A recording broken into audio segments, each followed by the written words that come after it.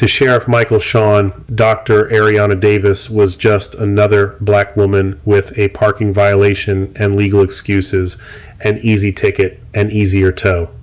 He positioned himself with 12 years of badge authority weaponized into certainty.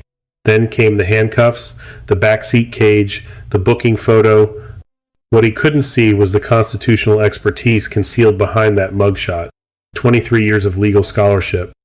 The principal architect of Georgia's 2019 to 2021 Vehicle and Traffic Law Modernization Act. The law professor who testified against his promotion in 2018 after 3 sustained brutality complaints, he assumed she'd submit quietly, pay the fine, maybe hire a lawyer. He was catastrophically wrong. And in 41 minutes of body cam footage that uploaded automatically to the Georgia Bureau of Investigation, cloud footage governed by the very retention statute Ariana had drafted, small-town retaliation would collide with constitutional law in a takedown that would expose a predatory probation scheme extracting $2.4 million from 312 victims. If you are ready to see institutional racism taken down, like this video and drop a comment telling me where you're watching from. And if this is your first time here, hit that subscribe button right now because you won't want to miss tomorrow's story of cops messing with the wrong people and finding out. Let's continue. The October sky had cleared 20 minutes before Dr. Ariana Davis pulled onto Magnolia Street at 4:47 p.m.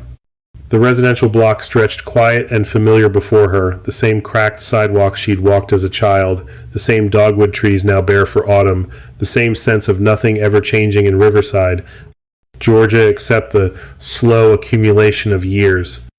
She'd made this drive from Emory University in Atlanta 17 times in the past month, each trip carrying another prescription, another specialist consultation report, another increment in her mother's cautious optimism about managing hypertension without surgery.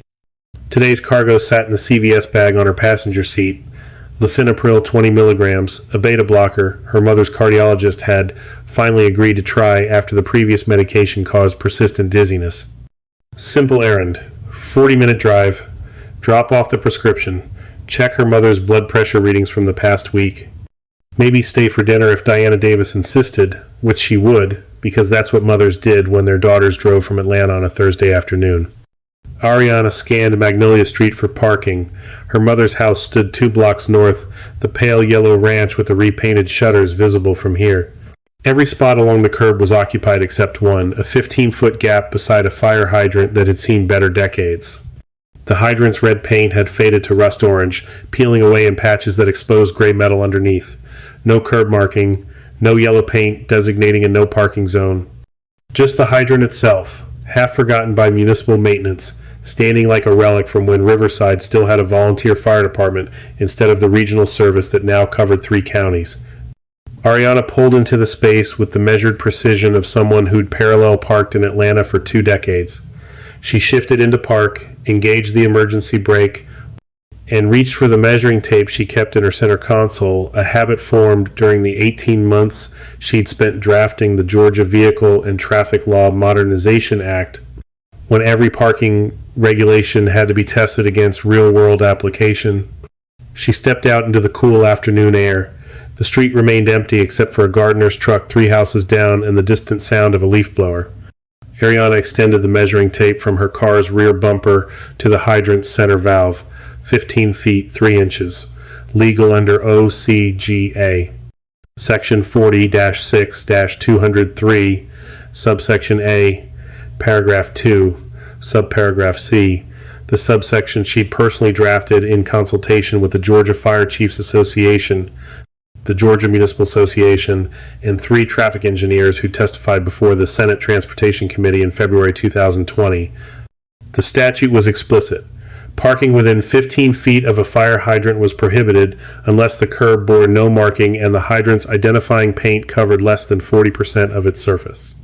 The compromise had been deliberate, a way to balance public safety with the reality that Georgia's smaller municipalities had thousands of forgotten hydrants with no budget for repainting and no resources for remarking every curb.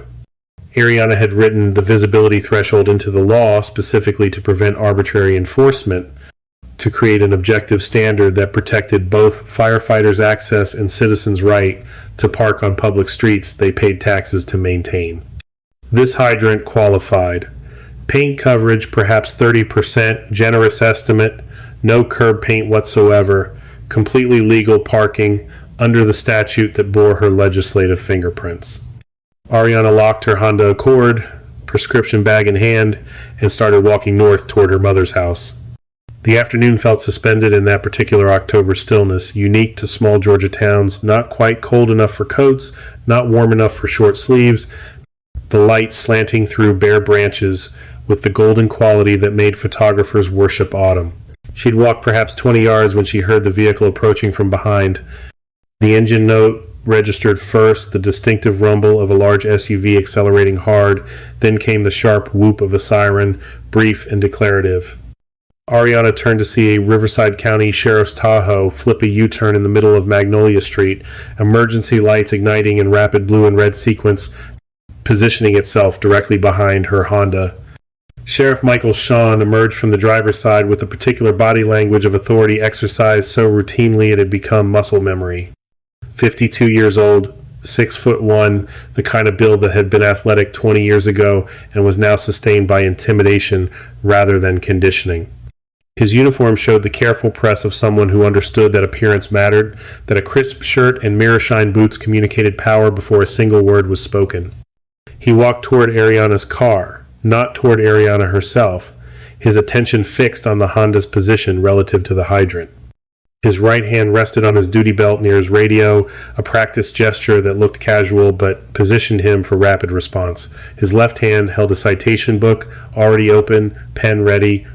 Ariana stopped walking. She turned fully to face the scene unfolding behind her, her legal mind already categorizing the encounter. Investigatory stop, vehicle code enforcement, no reasonable, articulable suspicion of her personally because she was no longer in the vehicle. Shawn hadn't called out to her, hadn't identified himself, hadn't established any connection between her and the parked car. Shawn circled the Honda slowly, examining its position from multiple angles. He crouched beside the rear bumper, eyeballing the distance to the hydrant. He photographed the car with his department-issued smartphone. He photographed the hydrant. He stood and walked to the Tahoe, reached inside, and retrieved a measuring tape from the center console. Ariana watched him measure, watched him check the figure twice, watched him photograph the extended tape measure showing 15 feet, 3 inches. Then Shawn looked up and saw her standing on the sidewalk 30 yards away, prescription bag visible in her hand, professional attire suggesting someone heading home from work or an appointment. His expression shifted through recognition not of her personally, not yet, but of the mathematical problem now facing him. The car was legally parked, the woman wasn't in it. The stop had no probable cause that would survive even basic scrutiny. Some officers would have retreated at that moment, would have climbed back into their vehicle, killed the lights, driven away with nothing more than the minor embarrassment of an unnecessary stop. Some officers understood when they'd made an error and possessed the wisdom to correct course before the error became something permanent. Michael Shawn was not that kind of officer. He closed the citation book, returned it to his Tahoe, activated his body-worn camera with a deliberate tap to the unit mounted on his chest. The small LED indicator shifted from amber to solid red, recording in 1080p high-definition audio capture at broadcast quality, timestamp synchronized with GPS coordinates, all data uploading to the Riverside County Evidence Server in real-time packets according to the retention protocol specified in OCGA Section 35-8-7.3. The body cam statute Ariana had drafted in consultation with the Georgia Bureau of Investigation, the Georgia Association of Chiefs of Police, and civil rights organizations who'd spent decades fighting for transparency in law enforcement. The statute that mandated immediate cloud upload, that prohibited local deletion, that created an evidence chain unbreakable by individual officers or even sheriffs. Shawn walked toward Ariana with purpose. She waited, standing on the public sidewalk outside her mother's neighborhood, prescription bag in hand, watching her own legislation activate in real time around an encounter that should never have begun. Sean stopped 3 feet away, positioning himself to block her forward movement without physically touching her. His badge caught the afternoon light, a 6-pointed star with sheriff engraved across the center, 12 years of county authority compressed into polished metal. His voice carried the flat certainty of someone who'd delivered this line hundreds of times before, demanding her license and registration while informing her she was getting a ticket and a tow. The body cam recorded everything in crisp 1080p clarity. Later, when the footage played on screens across Georgia, every word would be preserved with the kind of fidelity that left no room for interpretation, no space for competing narratives, no possibility of he said, she said ambiguity.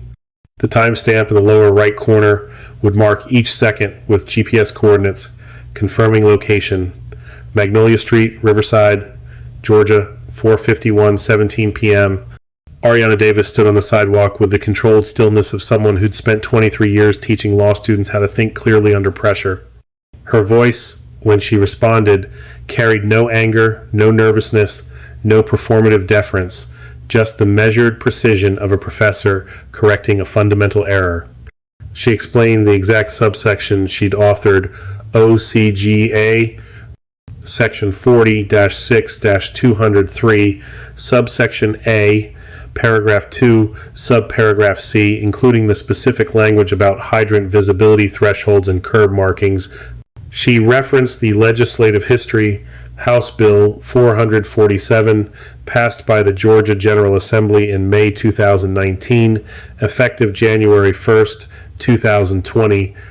She mentioned the Senate Transportation Committee hearings where fire chiefs had testified about access requirements. She cited the 2020 Attorney General opinion that clarified the visibility standard for municipal enforcement purposes. Sean interrupted before she could finish the citation, asserting that he'd been sheriff 12 years and knew where people could park. His tone suggested the conversation was over, that her legal explanation was the kind of elaborate excuse he'd heard countless times from people trying to talk their way out of tickets they deserved. 12 years of badge authority compressed into one dismissive sentence. 12 years of deciding who got warnings and who got citations, who got to drive away and who got towed, who deserved the benefit of doubt and who deserved escalation.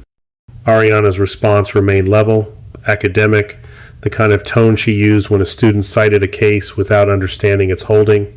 She noted respectfully that the statute she was quoting went into effect January 1st, 2020, and suggested he might want to reread Title 40, Chapter 6, Article 14, emphasizing that the law had changed and that this parking space was currently lawful under the amended statute. The shift in Sean's expression was subtle but unmistakable. His jaw tightened, his eyes narrowed slightly. The body cam captured the moment with documentary precision, the instant when recognition replaced generic annoyance, when Ariana transformed from anonymous woman with parking excuses to specific person with specific history. He knew her now. Not just her name, which he hadn't bothered to ask, not just her face, which he'd probably seen in passing over the years when she visited her mother. He knew her as Dr. Ariana Davis, Emory University, School of Law, constitutional law specialist, the professor who testified before the Riverside County Commission in October 2018 during his promotion hearing from captain to sheriff. She'd sat in that commission chamber with a stack of personnel files and incident reports documenting 3 sustained brutality complaints against then-Captain Sean, explaining why someone with his disciplinary record shouldn't be elevated to the county's highest law enforcement position. She'd cited case law on qualified immunity, discussed patterns of excessive force, referenced Department of Justice findings about agencies that promoted problem officers into leadership roles. The commission had promoted him anyway. Political loyalty trumped personnel records, campaign contributions trumped constitutional concerns, and Sean had never forgotten the law professor who tried to stop his ascension, who'd publicly questioned his fitness for command, who'd treated his 12 years of service like evidence in a criminal trial rather than credential for advancement. Standing on Magnolia Street with his body cam recording, Sean made a decision that thousands of Georgia citizens would eventually watch in disbelief. He closed his citation book, didn't write the parking ticket, didn't issue the warning, didn't return to his vehicle and drive away with the minor embarrassment of a stop that lacked probable cause. Instead, he pointed to a spot on the sidewalk near a utility pole 10 feet from where Ariana stood and ordered her to stand over there. Not a request, a command. Delivered with the expectation of immediate compliance, the tone of someone accustomed to obedience without question or explanation. Ariana didn't move. Her voice remained steady, clinical, the same register she used when reading testimony transcripts in her criminal procedure seminar. She asked whether she was being detained, and if so, under what legal authority, noting that she was standing on a public sidewalk, not in a vehicle, and that he'd measured her car's distance from the hydrant himself, confirming that the parking was lawful. Sean reached for his radio instead of answering her question. He pressed the transmit button, turned slightly away from her as if the conversation had ended, spoke into the radio with practiced efficiency, requesting a second unit to Magnolia Street between Oak and Elm for a resistive subject refusing lawful orders. Resistive subject. The phrase carried weight in law enforcement coding that suggested physical struggle, implied danger, justified escalation. Ariana had written expert reports analyzing that exact terminology, explaining how certain phrases in police reports functioned as legal talismans, creating judicial deference even when the underlying facts showed nothing resembling resistance. She stood motionless on the sidewalk, prescription bag in hand, having done nothing but explain the statute that made her parking lawful. The body cam captured her stillness, captured the absence of any threatening movement, captured Sean's radio call, creating a narrative that the video contradicted in real time. Within 4 minutes, a second Riverside County unit arrived, Deputy Lawrence Parker, late 20s, 5 years on the force, someone who'd probably learned law enforcement from Sheriff Sean himself. Parker parked his cruiser behind Sean's Tahoe, approached with hand near his weapon, eyes scanning Ariana as if she might transform into a threat at any moment. Sean updated Parker with the practiced efficiency of someone coordinating tactical responses, claiming the subject had parked illegally, become argumentative when he attempted to issue a citation, refused to provide identification, and refused lawful orders to comply, leading to his decision to place her under arrest. Every element of that summary was false. The body cam had recorded the opposite lawful parking, calm explanation of law, no request for identification because Ariana wasn't driving when Sean approached her, no lawful order because Sean had no authority to command her movement on a public sidewalk. But Parker hadn't seen the encounter. He'd only heard Sean's description. And in that moment, Parker faced the choice that determines whether individual officers become complicit in corruption. Believe the evidence of his own absence, or believe his sheriff's word. Parker chose institutional loyalty. Ariana spoke clearly, her voice projected for the body cam's microphone, identifying herself as Dr. Ariana Davis, constitutional law professor at Emory University, and stating that she had drafted the parking statute Sean claimed she violated.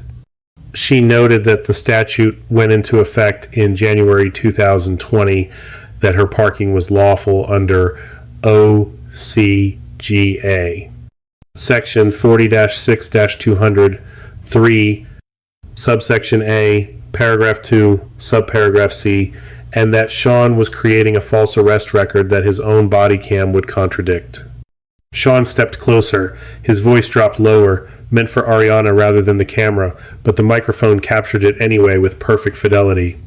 He questioned whether she thought she was smart, whether teaching law meant she was above the law, and announced he was placing her under arrest for obstruction of a law enforcement officer under OCG, Section 16-10-24, disorderly conduct and failure to obey a lawful order. He ordered her to turn around and put her hands behind her back. Ariana could have ended it there. Could have mentioned that her mother was Diana Davis, former state senator, whose phone call to the governor would have Sean suspended within an hour. Could have referenced her position on the Georgia Judicial Reform Commission, her consultation work with the Attorney General's office, the fact that she'd trained half the judges in the Northern District on qualified immunity standards. She did none of those things. Instead, she turned slowly, placed the prescription bag on the sidewalk beside her feet, and put her hands behind her back. because ending it immediately would have protected only herself. Would have left every other person Sean had falsely arrested to navigate the system alone, without video evidence, without professional credentials, without the resources to fight back. Ariana made the same calculated decision she'd made in countless depositions and expert witness appearances: document everything, let the misconduct fully develop, create an evidence record so comprehensive that no defense attorney could spin it into ambiguity. The body cam recorded Sean applying handcuffs with unnecessary tightness, metal digging into Ariana's wrists hard enough to leave marks that would photograph well later, compression that restricted circulation, pain that was deliberate rather than incidental. Ariana's voice remained clinical as she noted for the record that the handcuffs were too tight, causing pain and restricting circulation, and that this was being recorded. Sean didn't adjust them. He guided her toward his Tahoe with a hand on her upper arm, grip firm enough to control movement, but not quite firm enough to constitute battery. He'd done this before, probably hundreds of times. The choreography of arrest performed with the muscle memory of routine. He opened the rear passenger door, no handles on the inside, safety cage separating front from back, hard plastic bench seats designed for discomfort rather than transport. Ariana bent to enter, awkward with hands cuffed behind her, dependent on Sean not to let her fall. Before closing the door, Sean reached for the prescription bag Ariana had placed on the sidewalk.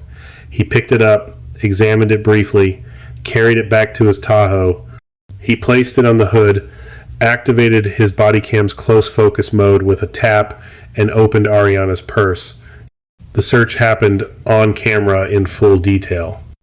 Sean removed items one by one, examining each before placing it beside the purse: wallet, car keys, phone, lipstick, tissue packet, hand sanitizer, pen.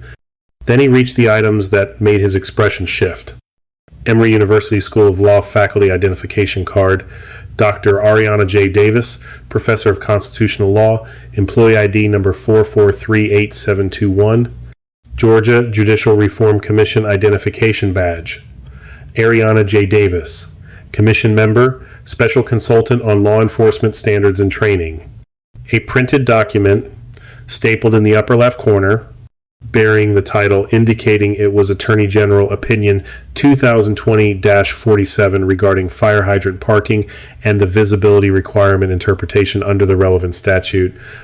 Sean stared at the documents for 10 seconds that the body cam timestamp tracked with precision. His jaw worked as if he were physically grinding down something too large to swallow. Then he gathered everything, stuffed it back into Ariana's purse without the careful examination he'd used during removal, and closed the door, sealing Ariana inside the mobile cage. He spoke to Parker in a voice the body cam's external microphone barely captured, instructing him to follow to the jail and noting that this one was going to be complicated.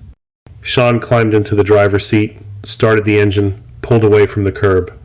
Ariana sat in the back, wrists cuffed, hands numb, prescription medication for her mother's blood pressure still sitting on the hood of Sean's Tahoe where he'd forgotten it in his rush to conceal what he'd found. The body cam timestamp read 5:07:33 p.m. The drive to Riverside County Jail would take 14 minutes. And every second would upload automatically to the Georgia Bureau of Investigation evidence portal, the cloud server governed by OCGA. Section 35-8-7.3. The retention statute Ariana had drafted in consultation with the GBI Digital Evidence Standards Committee, the law that made body cam footage indestructible by individual officers, undeletable by sheriffs, untouchable by anyone except the state agency responsible for investigating exactly this kind of abuse. Sean muttered something Ariana couldn't quite hear over the engine noise and road sound. The body cam captured it clearly, his words about seeing what the judge would say echoing through the recording device mounted on his chest. The Riverside County Jail sat on the eastern edge of town where municipal services bled into Pine Forest, a low concrete building that had been modern in 1987 and now simply looked tired.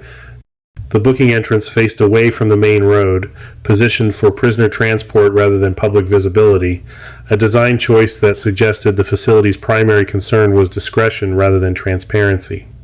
Sean pulled into the Sally Port at 5:21 p.m. The steel roll-up door lowered behind his Tahoe with hydraulic precision, sealing the space before the interior door opened, a security measure preventing prisoners from escaping during transfer, but also preventing witnesses from observing what happened in that enclosed concrete box between street and jail. Ariana sat in the back seat, hands still cuffed behind her, wrists now beyond pain into the dull throb of restricted circulation. She'd stopped testing the cuffs after the first few minutes, stopped trying to shift position into something less agonizing.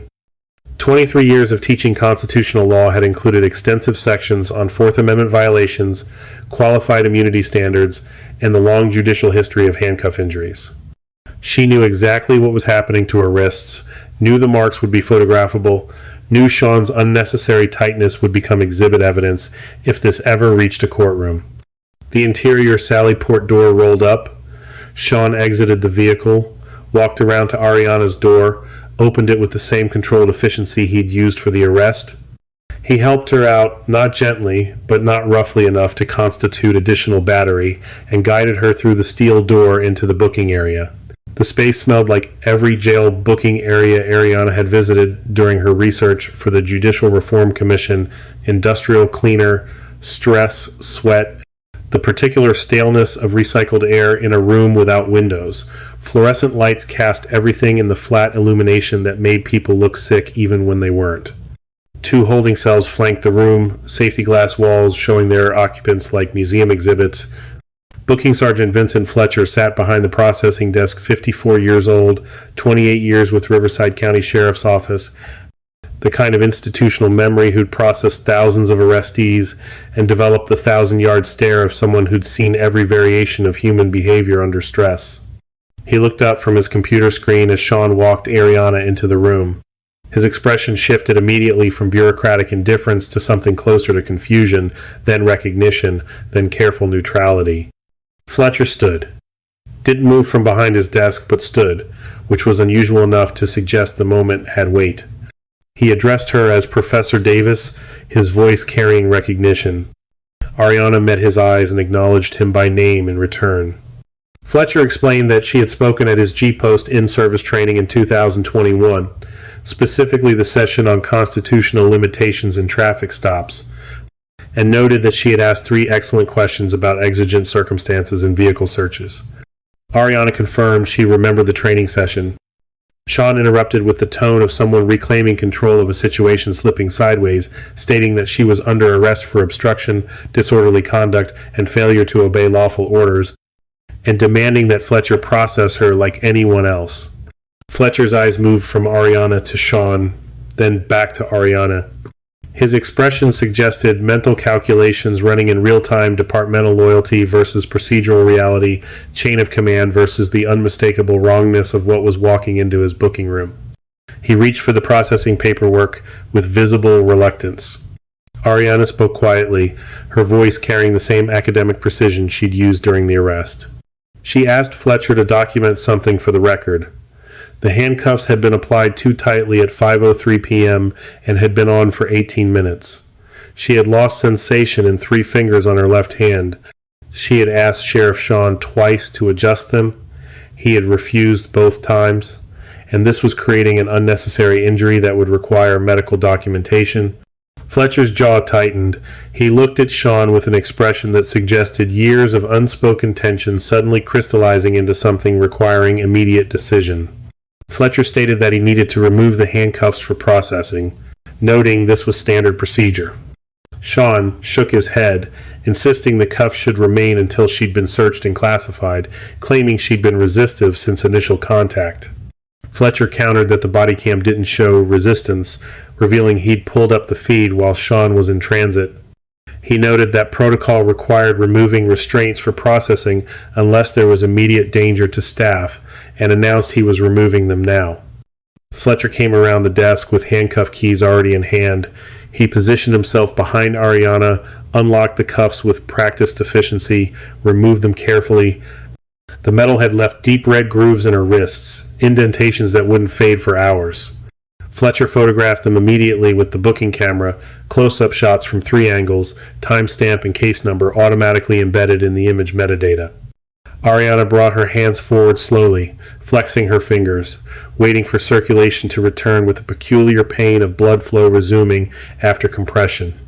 The marks on her wrists looked exactly like what they were evidence of excessive force applied during an arrest that never should have occurred.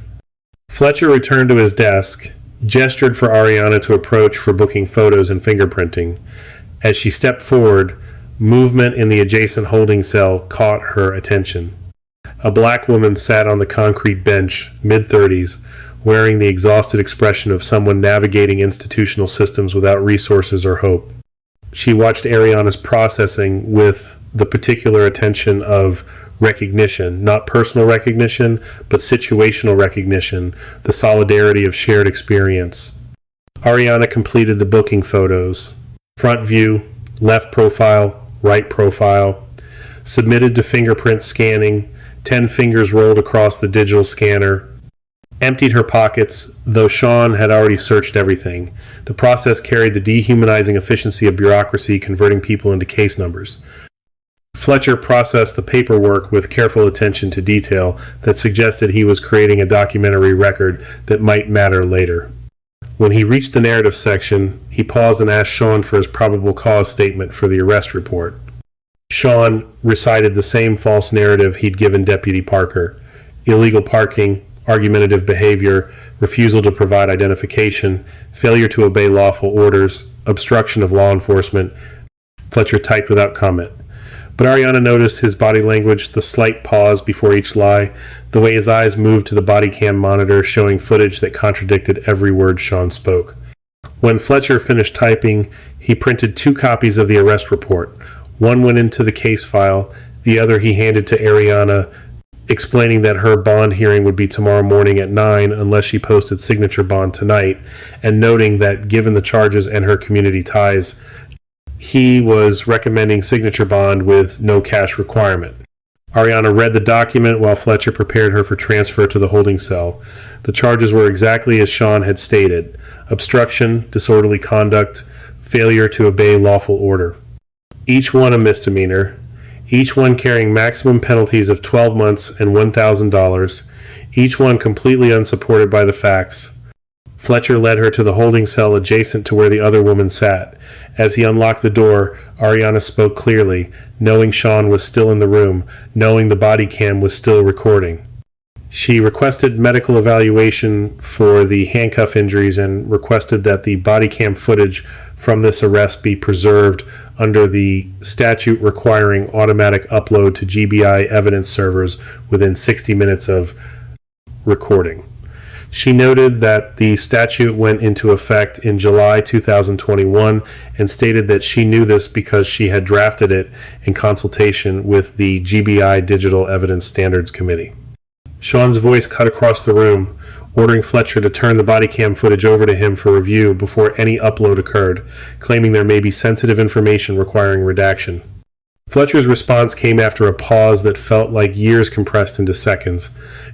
He stated that state law mandated body cam footage upload automatically to the GBI cloud within 60 minutes, that the upload wasn't discretionary and wasn't controlled locally, and that the statute specifically prevented local agencies from intercepting or reviewing footage before upload to prevent exactly what Sean was asking him to do. Sean began to assert his authority as sheriff, but Fletcher interrupted, noting that Sean could order whatever he wanted, but that Fletcher couldn't stop an automatic upload governed by state law. He added pointedly that Sean knew that, and that Professor Davis had written that part too. The silence that followed carried the weight of institutional structure colliding with individual authority. Sean stood in the booking room, face flushed, jaw working, hands clenched at his sides.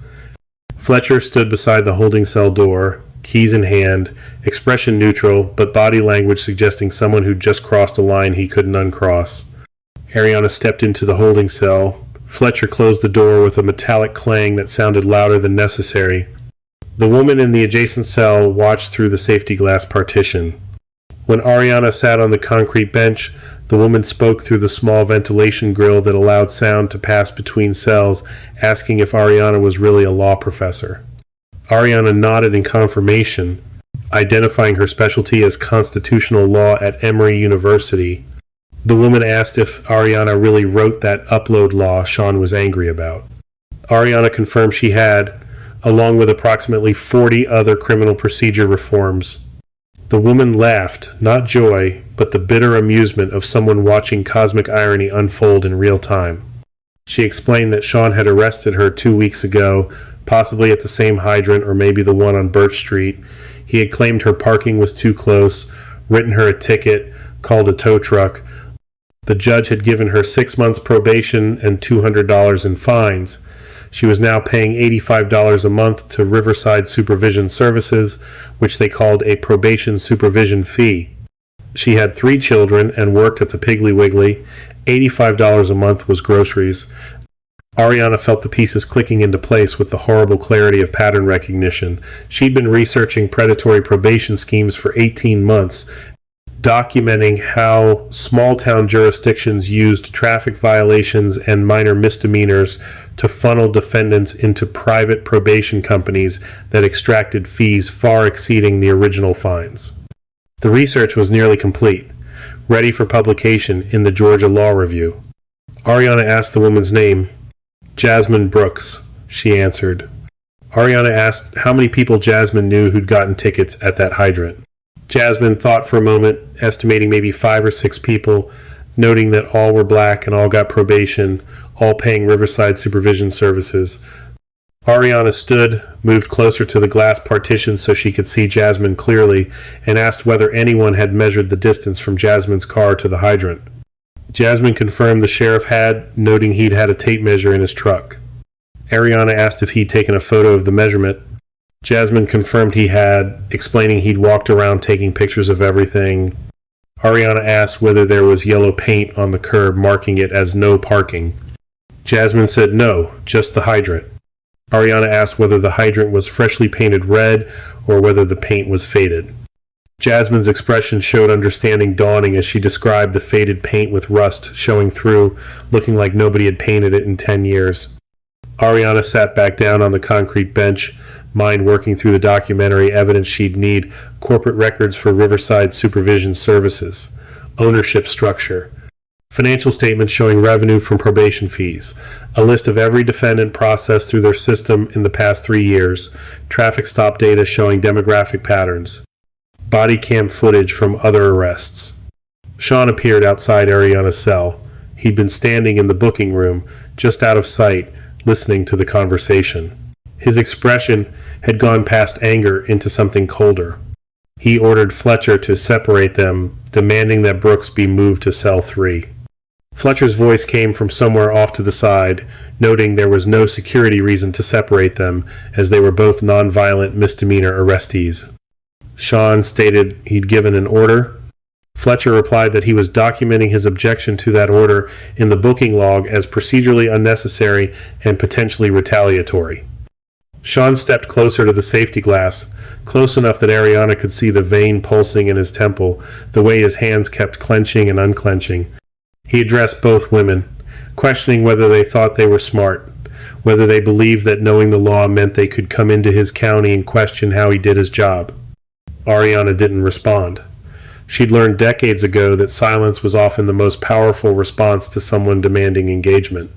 Sean stood there for another 10 seconds, then turned and walked toward the exit. His voice echoed back from the sally port, telling Fletcher that the body cam footage had better be handled according to procedure, warning that if he found out anyone accessed it inappropriately, there would be consequences. The exterior door clanged shut. Fletcher appeared at Ariana's cell a moment later.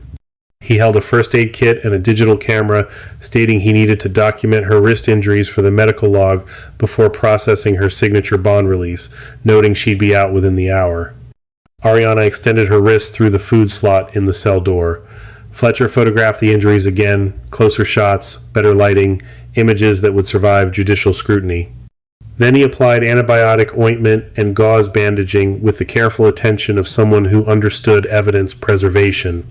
Fletcher noted quietly that the body cam footage would upload in 37 minutes and that there was nothing the sheriff could do to stop it. The system was designed that way. Someone very smart had made sure individual officers couldn't interfere with evidence. Ariana met his eyes and told him that he just made a choice that would cost him politically. She wanted him to know that before this was over, that choice would matter. The GBI would need his testimony. So would the Attorney General. She asked if he was prepared for that. Fletcher nodded slowly, explaining he'd been watching Sheriff Shawn do this for 12 years, watching him target people who couldn't fight back, watching him run the county like his personal kingdom. Perhaps he should have spoken up sooner, but he was speaking up now, so yes, he was prepared. He walked back to his desk to process the signature bond paperwork. Jasmine Brooks watched through the safety glass partition, her expression showing something Ariana had seen before in clients and students, hope cautiously emerging after years of institutional defeat. The wall clock above Fletcher's desk read 5:47 p.m. In 13 minutes, the body cam footage would upload automatically to the Georgia Bureau of Investigation evidence portal. In 13 minutes, 41 minutes of unstoppable documentation would enter a system designed specifically to prevent its destruction. And Sheriff Michael Shawn, sitting in his office 300 yards away, would discover that the woman he'd arrested had built the very trap now closing around him. The body cam footage uploaded at exactly 6:04 p.m. transmitted in encrypted packets from the Riverside County evidence server to the Georgia Bureau of Investigation cloud storage facility in Atlanta. The upload protocol followed the specifications outlined in OCGA. Section 35-8-7.3, the retention statute Ariana had drafted in consultation with the GBI Digital Evidence Standards Committee during the summer of 2020. The system was deliberately designed to remove human discretion from evidence preservation, no local review before upload, no sheriff approval required, no opportunity for footage to mysteriously malfunction or accidentally erase. The moment a body cam stopped recording, a 60-minute timer started. When that timer expired, the footage transmitted automatically, regardless of content, regardless of what it showed, regardless of whose career it might destroy. Ariana had fought for that automation against resistance from sheriff's associations and police unions who insisted officers needed discretion to protect sensitive information. She'd won by citing case after case where discretion had functioned as deletion, where sensitive information had meant incriminating evidence, where officer safety had translated to cover-up. Now, her own arrest existed in the cloud as 41 minutes of 1080p documentation that Sheriff Michael Shawn could not access, could not edit, could not make disappear. At the GBI Regional Forensics Laboratory in Atlanta, Senior Digital Evidence Analyst Nicole Grant worked the evening shift monitoring automatic uploads from the state's 159 counties. Most footage showed routine encounters, traffic stops, domestic calls, public intoxication arrests. Grant watched at 2 times speed, flagging anything requiring supervisor review, uses of force, officer-involved shootings, constitutional concerns. Shawn's body cam footage loaded onto her screen at 6:07 p.m. Grant started the playback at normal speed, her attention partially divided between the video and the incident report metadata. Routine traffic stop in Riverside County, illegal parking violation, subject arrested for obstruction and disorderly conduct. 30 seconds into the footage, Grant stopped checking her other monitors. By 2 minutes, she'd slowed the playback to normal speed and opened a secondary screen to take detailed notes.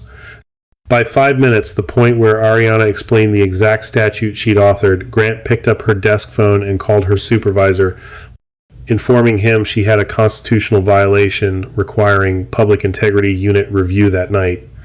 Lieutenant Walker arrived 4 minutes later, stood behind Grant's chair, and watched the footage in silence.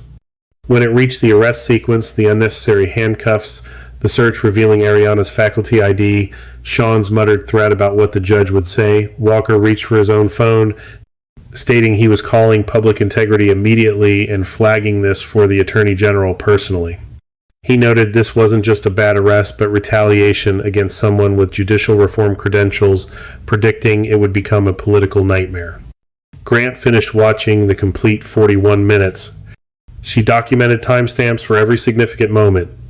The initial stop at 4:51:17, Ariana's explanation of the statute at 4:52:43, Shawn's order to stand aside at 4:57:08, the arrest at 5:03:22, the discovery of Ariana's identification at 5:11:54, Sean's threat at 5:19:37.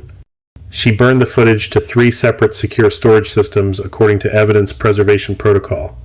She generated the incident summary report that would route automatically to public integrity. She attached her own analyst notes highlighting the constitutional violations visible on camera. The system processed her documentation with bureaucratic efficiency. By 7:43 p.m., the footage and supporting materials had been forwarded to the GBI Public Integrity Unit with a priority flag indicating immediate supervisor review required. Public Integrity Unit Director Catherine Wallace received the alert at 8:17 p.m. while having dinner with her family.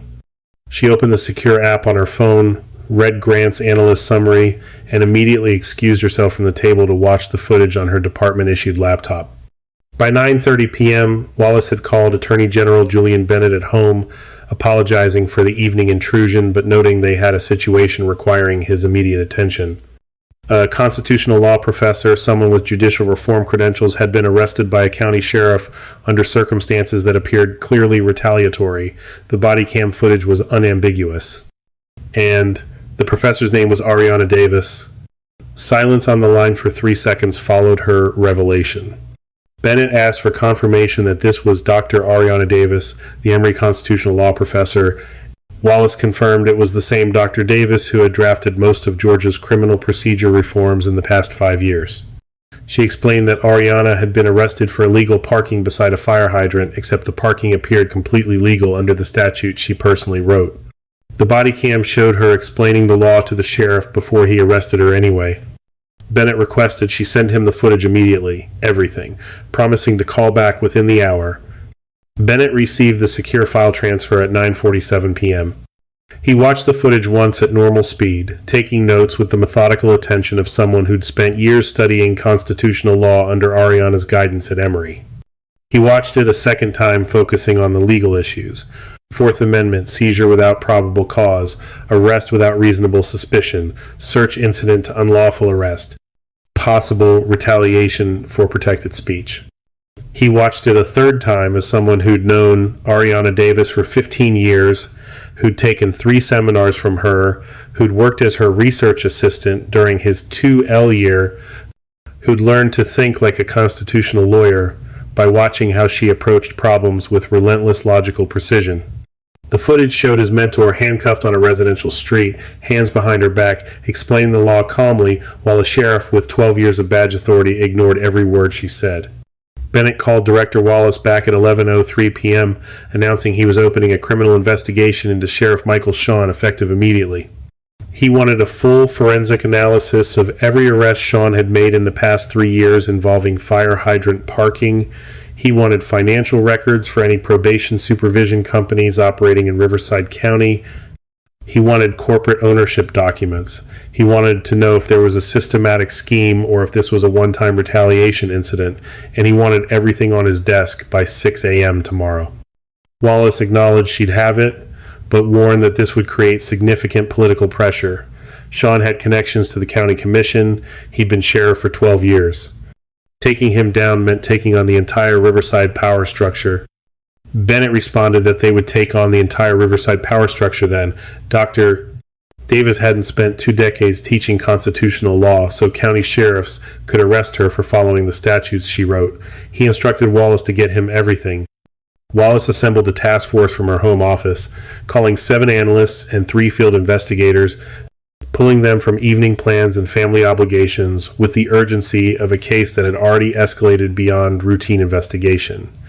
By midnight, the team had gathered at GBI headquarters in Atlanta, dividing responsibilities according to the documentation trail they needed to build. Financial Crimes Unit pulled incorporation records for Riverside Supervision Services. Filed January 15, 2020. Principal owner Rachel Sean Thompson. Registered agent Michael D. Sean, business address matching the county sheriff's office. The corporate structure was barely concealed. Sean's sister-in-law owned the company. Sean served as registered agent. The business operated from county government property. And the incorporation date coincided exactly with the effective date of Ariana's parking statute, suggesting Sean had read the new law, identified the enforcement opportunity, and created a probation company to profit from the citations he planned to write. Data Analysis Unit ran arrest statistics for Riverside County covering January 2020 through October 2024, 312 arrests for fire hydrant parking violations, 100% resulting in probation sentences, 100% supervised by Riverside Supervision Services. Demographic breakdown showing 89% of arrestees were black or Hispanic, despite Riverside's population being only 31% minority. The numbers told the story with statistical clarity. This wasn't routine enforcement. This was targeted predatory prosecution designed to extract fees from specific demographic groups while funneling money into a company owned by the sheriff's family. Financial records showed Riverside Supervision Services had collected $2.4 million in probation fees since 2020, an average of $7,700 per defendant over approximately 18 months of supervision. The fees included monthly supervision charges, drug testing, educational programs, administrative costs, late payment penalties, and various other charges that accumulated into debt traps most defendants couldn't escape. By 2:14 a.m., the evidence package was complete. Director Wallace compiled everything into a comprehensive briefing document. The body cam footage with timestamp analysis, corporate ownership records, financial statements, arrest statistics, demographic data, and preliminary legal analysis identifying at least 7 criminal statutes Sean appeared to have violated. She sent the complete package to Attorney General Bennett with a priority flag at 2:14 a.m. Bennett, who hadn't slept, opened the document immediately. He read through page after page of documentary evidence showing exactly what Ariana had suspected during her booking room conversation with Jasmine Brooks: systematic predatory prosecution designed to extract wealth from vulnerable citizens, while enriching the sheriff's family. At 6:00 a.m., Bennett forwarded the complete briefing to Georgia Governor Preston Rhodes with a cover memo outlining the investigation and requesting authorization for a noon press conference. Governor Rhodes read the briefing over morning coffee, watched the body cam footage twice, and called Bennett at 6:47 a.m., noting the catastrophic nature of the situation. A sitting sheriff had arrested a constitutional law professor for violating a law, she wrote, and they discovered he was running a criminal enterprise through a family-owned probation company. This was national news. This would make Georgia look like it was still operating under Jim Crow. Bennett suggested they could minimize the damage by getting ahead of it with full transparency, immediate consequences, showing that Georgia took constitutional violations seriously and moved quickly to hold corrupt officials accountable. The governor asked for his recommendation. Bennett proposed a press conference at noon on the Capitol steps where he would announce immediate suspension of Sheriff Sean without pay, GBI raid on Riverside Supervision Services, statewide moratorium on private misdemeanor probation companies pending comprehensive reform. They would play the body cam footage publicly. They would make clear that Georgia protected citizens' constitutional rights regardless of who violated them. The governor asked about Dr. Davis and whether Bennett had spoken with her. Bennett confirmed he'd spoken with her the previous night and that she was prepared to cooperate fully. She wanted justice for all the victims, not just for herself. Rhodes was quiet for a moment before commenting that this was the Ariana Davis he remembered from judicial reform meetings, always thinking systematically, always protecting the most vulnerable. He authorized the press conference and noted he'd be there personally to show executive support. By 8:00 a.m., the pieces were moving with bureaucratic momentum that felt almost unstoppable. GBI Public Integrity Unit agents assembled for operational briefing on the Riverside Supervision Services raid. The press office began drafting release statements. Legal staff prepared the emergency suspension order for Sean. And Julian Bennett called Ariana Davis, who was sitting in her mother's kitchen drinking coffee and explaining why she'd been arrested the previous evening. Ariana posted signature bond at 8:03 a.m. after spending the night in the Riverside County holding cell on a foam mat that smelled like industrial disinfectant and decades of institutional accommodation. Her wrists still showed the deep red grooves where Sean's handcuffs had compressed tissue and restricted circulation for 18 minutes. Sergeant Fletcher had photographed the injuries twice more during overnight rounds. documenting how the marks darkened over time into the kind of evidence that prosecuted excessive force cases. The release paperwork processed quickly. Fletcher handed her the property envelope containing her phone, wallet, keys, and the Emory faculty ID that had triggered Sean's recognition.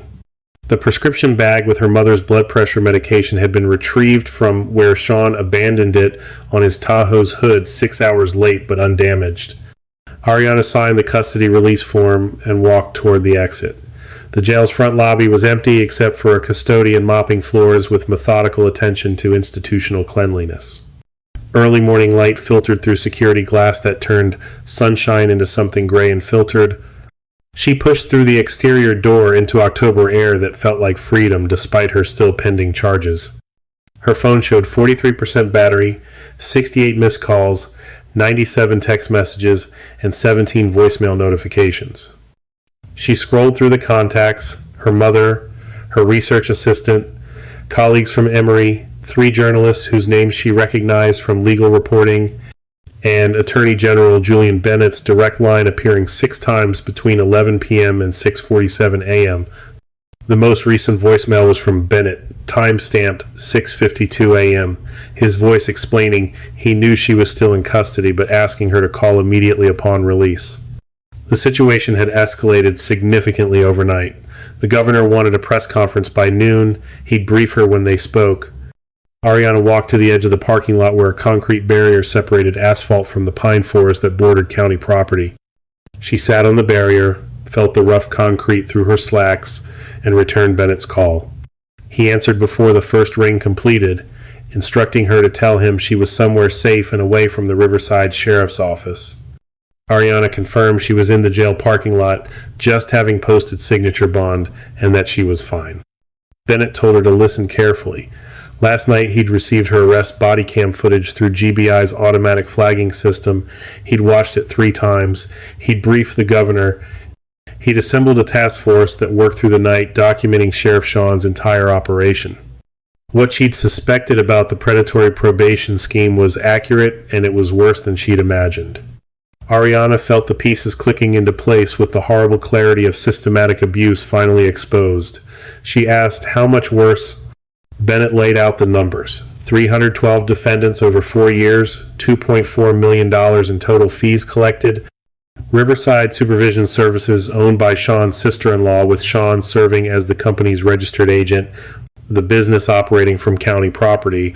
Arrest demographics showed 89% of defendants were minorities, despite the county being only 31% minority.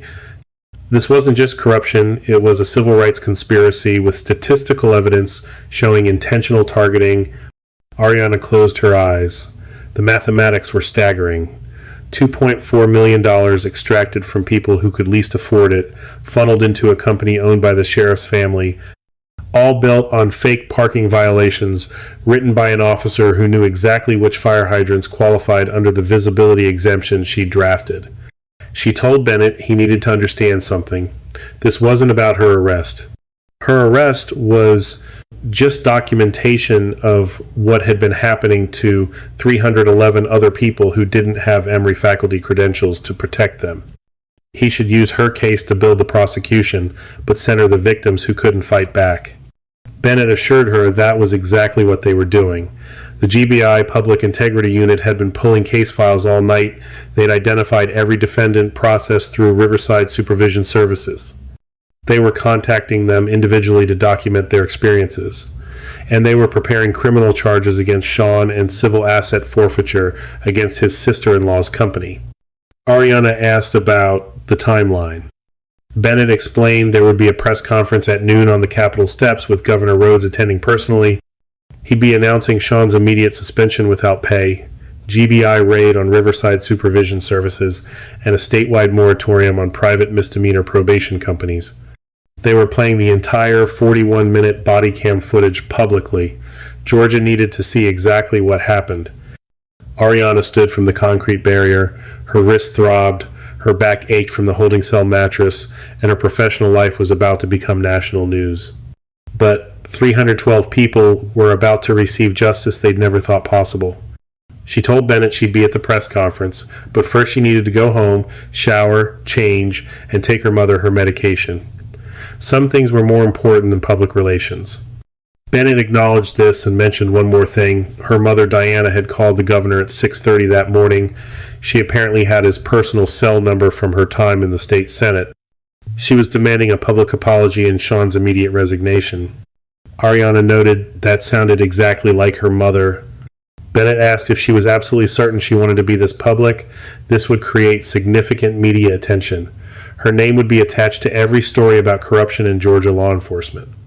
There would be backlash from sheriff's associations and police unions. Her academic work would be scrutinized. Was she prepared for that level of visibility? Ariana thought about Jasmine Brooks sitting in the holding cell, calculating whether $85 per month meant groceries or probation supervision. Thought about 311 other people making similar impossible calculations while Sheriff Sean profited from their suffering. She told Bennett she'd spent 23 years teaching constitutional law in classrooms. Maybe it was time she taught it in courtrooms instead. He should use her arrest, use her name, use whatever he needed to shut this operation down and protect everyone else Sean had victimized. Bennett confirmed they'd see her at noon. Ariana ended the call and immediately opened her rideshare app. The jail sat 3 miles from her mother's house in Riverside, too far to walk, especially after a night in custody. She requested a pickup, watched the app calculate a 7-minute wait time, and used those minutes to scroll through the text messages documenting how quickly word had spread through her professional network. Her department chair had written, expressing that the entire law school was behind her and offering whatever she needed: legal representation, public statement, administrative leave. Her research assistant noted that CNN was calling the law school asking for comment about her arrest, and that Dean Kingston was handling media requests, wanting her to know she had complete institutional support. 3 colleagues offered legal representation if she needed it. 5 former students expressed outrage and offered to testify about her character. And one message from Diana Davis, time-stamped 6:44 a.m., informed her that she'd spoken with Preston Rhodes, who was suspending that sheriff and shutting down the probation company. She instructed Ariana to come home because she'd made breakfast and they had work to do. The rideshare arrived exactly on schedule, a Honda Pilot driven by a woman in her 60s who recognized Ariana immediately, commenting that she'd seen her picture on the news that morning and that they were saying the sheriff arrested her illegally. Ariana climbed into the back seat, suddenly exhausted by the prospect of every conversation becoming about her arrest.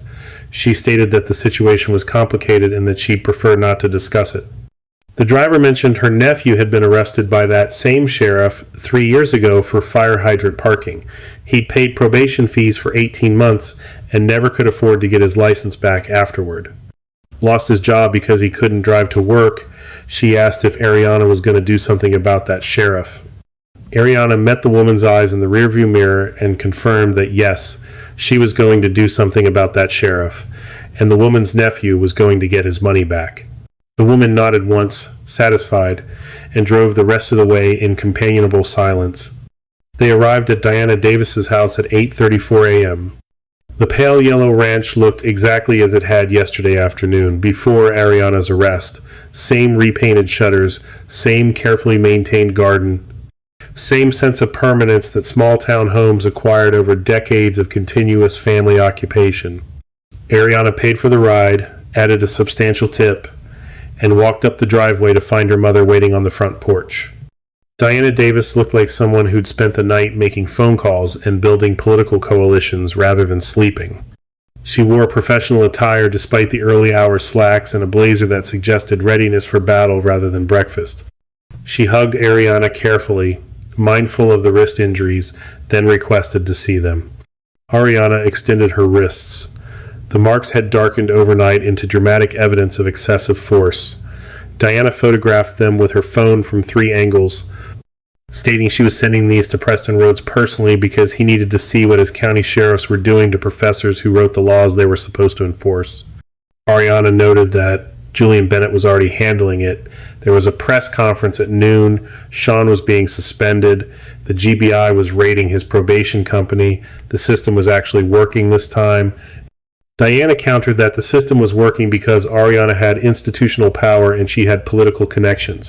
What about everyone else Sean arrested who didn't have those advantages? They deserve the same justice. Ariana confirmed that was exactly what she'd told Julian. He was contacting all 312 victims individually. This wasn't just about her. Diana guided Ariana inside to the kitchen, where breakfast waited: eggs, toast, coffee, the kind of meal that represented maternal care translated into practical support. Ariana sat at the familiar table, accepted the coffee gratefully, and let her mother fuss over food and wrist injuries while explaining the timeline for the day. Press conference at noon. She needed to be there, which meant she needed to shower, change into professional attire, and drive to Atlanta by 11. That gave them 2 hours. Diana announced she was coming too. Ariana began to protest that her mother didn't need to, but Diana interrupted. A county sheriff had arrested her daughter illegally, handcuffed her tight enough to leave injuries, and thrown her in jail overnight. She was absolutely coming to the press conference. Someone needed to represent the family's perspective, and she had things to say to Preston Rhodes about his oversight of county law enforcement.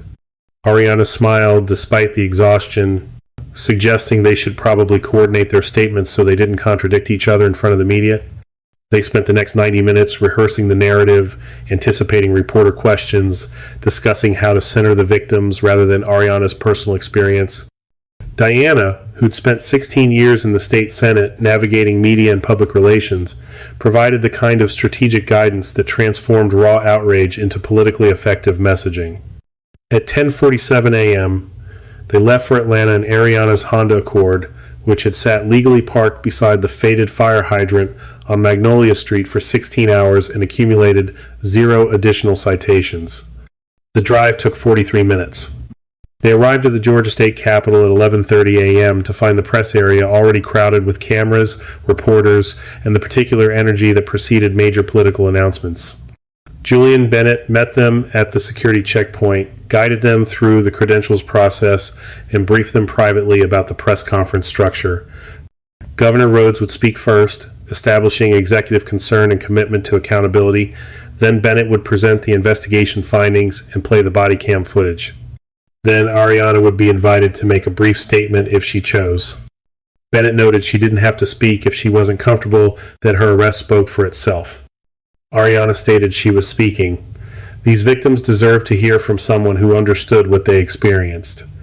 At 11:58 a.m., they took their positions on the Capitol steps, Governor Rhodes center stage, Bennett to his right, Ariana and Diana slightly behind them in the supporting cast arrangement that visual media would translate into political hierarchy. The cameras went live at exactly noon, and Sheriff Michael Shawn, sitting in his living room in Riverside wearing sweatpants and yesterday's undershirt, watched his career end in high-definition broadcast across every major network in Georgia. The Georgia State Capitol steps had hosted countless press conferences over the decades, policy announcements, scandal responses, political theater performed for cameras that would translate 30 minutes of carefully scripted messaging into 10-second news clips. But the October 29th noon conference carried a different weight. The assembled reporters sensed it in the unusual attendance, Governor Preston Rhodes appearing personally rather than sending a spokesperson, Attorney General Julian Bennett with the GBI director standing beside him, and Dr. Ariana Davis positioned in the frame with visible wrist injuries that photographed dramatically in the midday light. Governor Rhodes approached the podium at exactly 12:00 p.m., His expression carried the careful neutrality of someone delivering news that was simultaneously good and catastrophically embarrassing for the state he governed. He opened by stating he was there to address a matter of grave concern regarding constitutional violations and systematic corruption in Riverside County. Yesterday, at approximately 4:47 p.m., Sheriff Michael Shawn had arrested Dr. Ariana Davis, a constitutional law professor at Emory University, for illegal parking beside a fire hydrant. There was one problem. The parking was completely legal under Georgia Statute OCGA. Section 40-6-203, subsection A, paragraph 2, subparagraph C, a statute that Dr. Davis had personally drafted as principal author of Georgia's 2019 to 2021 Vehicle and Traffic Law Modernization Act. The reporter's attention sharpened. Cameras adjusted focus. Pens moved across notebooks with renewed urgency. Rhodes continued, explaining that the arrest had been captured on Sheriff Sean's body-worn camera and that footage had uploaded automatically to the Georgia Bureau of Investigation evidence portal in accordance with state retention laws that Dr. Davis had also helped draft. What that footage showed was deeply troubling. It showed a law enforcement officer arresting a citizen for correctly following the law. It showed retaliation for protected speech. It showed abuse of authority. And it opened an investigation that revealed something far worse. Rhodes paused, letting the weight accumulate.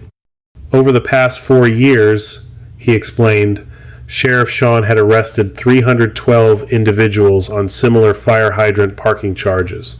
All of those arrests resulted in probation sentences. All of that probation was supervised by a private company called Riverside Supervision Services, a company owned by Sheriff Sean's sister-in-law and registered with Sheriff Sean as its corporate agent. That company had extracted $2.4 million in fees from defendants, the vast majority of whom were minorities arrested for violations of a law they did not actually break. The press area erupted in questions. Rhodes raised his hand for silence, stating he'd take questions after the presentation, but wanting first to announce the following immediate actions, effective noon today. Sheriff Michael Sean was suspended without pay pending criminal investigation. The Georgia Bureau of Investigation was executing search warrants at Riverside Supervision Services to seize all corporate records. He was issuing an executive moratorium on all private misdemeanor probation companies operating in Georgia pending comprehensive reform legislation, and he was directing the Attorney General to personally oversee prosecution of all criminal charges arising from this investigation. Rhodes stepped back. Julian Bennett took the podium. Bennett thanked the governor and explained what he was about to show was the complete body cam footage from Dr. Davis's arrest. He wanted to warn them this video was 41 minutes long. They were playing it in its entirety because the public deserved to see exactly what happened without editing, without spin, without the selective clips that might allow anyone to claim the footage was taken out of context. Behind Bennett, a massive screen mounted on the Capitol steps flickered to life. The bodycam timestamp appeared in the lower right corner, October 28, 2024, 4:51:17 p.m., Magnolia Street, Riverside, Georgia. The footage played in real time, the cameras repositioned to capture both the screen and the gathered officials' reactions. Every word Ariana had spoken was preserved in broadcast quality audio. Every legal citation she'd provided, every moment of Sean's escalating anger, the handcuffs applied too tightly, the search that revealed her faculty credentials, the muttered threat about what the judge would say. Reporters watched in silence. Some took notes. Others simply stared at the screen with the expression of people witnessing something fundamentally wrong playing out with documentary precision. At the 12-minute mark, when Ariana explained the legislative history of the parking statute she'd authored, someone in the press gallery gasped audibly. At the 18-minute mark, when Sean handcuffed her without probable cause, camera flashes increased in frequency, photographers capturing the moment for tomorrow's front pages. At the 23-minute mark, when Sean discovered Ariana's Emory Faculty ID and Judicial Reform Commission badge, a reporter in the front row swore quietly. The footage played to completion. 41 minutes of evidence that required no interpretation, no expert analysis, no competing narratives. Just documentation of a sheriff arresting a woman for following the law she'd written. When the screen went dark, the silence lasted 3 seconds before the press area exploded in shouted questions. Bennett waited for partial quiet, then continued, explaining that the footage had been uploaded automatically to GBI servers the previous night at 6:04 p.m. in accordance with the body cam retention statute, Doctor. Davis had drafted in 2020. The statute was specifically designed to prevent local agencies from interfering with evidence preservation. It worked exactly as intended. Sheriff Sean could not edit this footage, could not delete it, could not prevent its upload. The system protected the evidence, and now that evidence protected the 312 victims of his scheme. Bennett consulted his notes and laid out the investigation findings. Riverside Supervision Services was incorporated January 15th, 2020, 11 days after Dr. Davis's parking statute went into effect. The company's sole owner was Rachel Shawn Thompson, Sheriff Shawn's sister-in-law. Sheriff Shawn served as registered agent. The business operated from county government property. Financial records showed $2.4 million in total revenue, all from probation supervision fees. Arrest data showed systematic targeting of minority defendants. And their review of the fire hydrant parking citations showed that 87% of them involved legally parked vehicles under the statute's visibility exemption. More cameras flashed. More pens moved across paper. Bennett announced that the Georgia Bureau of Investigation had opened criminal investigations into Sheriff Michael Shawn for racketeering, conspiracy to defraud, official misconduct, false imprisonment, and civil rights violations. They were also investigating Rachel Shawn Thompson and Riverside Supervision Services for their role in this scheme. All 312 victims were being contacted individually. They would receive full refunds of every dollar they paid in probation fees, and they would be invited to testify when this case went to trial. Bennett stepped aside. Governor Rhodes returned to the podium, emphasizing that this was not a failure of one bad sheriff, but a failure of oversight, a failure of the political systems that allowed Shawn to operate without scrutiny for 4 years, a failure of the county commission that ignored complaints, and a failure of the judicial system that sentenced 312 people to probation supervised by a company with obvious conflicts of interest. They were going to fix those failures systematically. Rhodes gestured toward Ariana, noting that Dr. Davis had agreed to speak briefly. He wanted to emphasize she was a victim in this case, but she was also the expert who designed many of the systems now exposing this corruption. Georgia owed her a debt of gratitude for building those protections and for her courage in coming forward. Ariana approached the podium with visible reluctance. She hadn't prepared formal remarks, preferring to speak from conviction rather than script. The cameras focused with renewed intensity. The wrist injuries showed clearly in the high-definition lenses. Ariana thanked Governor Rhodes and expressed appreciation for the support from his office and from Attorney General Bennett, but she wanted to be very clear about something. She was not the story here. She was a law professor with institutional power, professional credentials, and political connections. She could call the Attorney General directly. She could contact the governor. She could afford excellent legal representation. The 311 other people Sheriff Shawn arrested had none of those advantages. They couldn't fight back. They couldn't afford lawyers. They couldn't risk losing their jobs by taking time off for court appearances, so they paid fees they couldn't afford for probation. They didn't deserve for violations. They didn't commit. Ariana's voice remained level, academic, but carried an edge that the cameras captured perfectly. She explained that she'd drafted the parking statute Sheriff Shawn claimed she violated, written it with careful attention to the reality that Georgia had thousands of unmarked hydrants with faded paint. She'd included the visibility exemption specifically to prevent arbitrary enforcement. She'd anticipated exactly this kind of abuse and built protections into the law. But she never imagined those protections would be exploited for profit. She never imagined a sheriff would read her statute, identify the exemption, and create a citation mill that targeted the most vulnerable people in his community. The press gallery was completely silent. Ariana noted that the body cam footage they'd just watched was preserved by a retention statute she'd also drafted. She'd written it because she'd spent years documenting how evidence mysteriously disappeared when it showed officer misconduct. She'd built automatic upload requirements. She'd removed local discretion. She'd created unbreakable evidence chains. And yesterday, that statute protected the evidence of her own arrest. It worked. The system she designed worked. But it only worked because Sheriff Shawn arrested someone with the expertise to recognize what was happening and the resources to fight back. Ariana paused, looking directly into the cameras. She emphasized that every person watching needed to understand. For every case like hers that got media attention, there were thousands of others that didn't. Thousands of people arrested illegally. Thousands of people paying fees they didn't know. Thousands of people trapped in systems designed to extract wealth rather than deliver justice.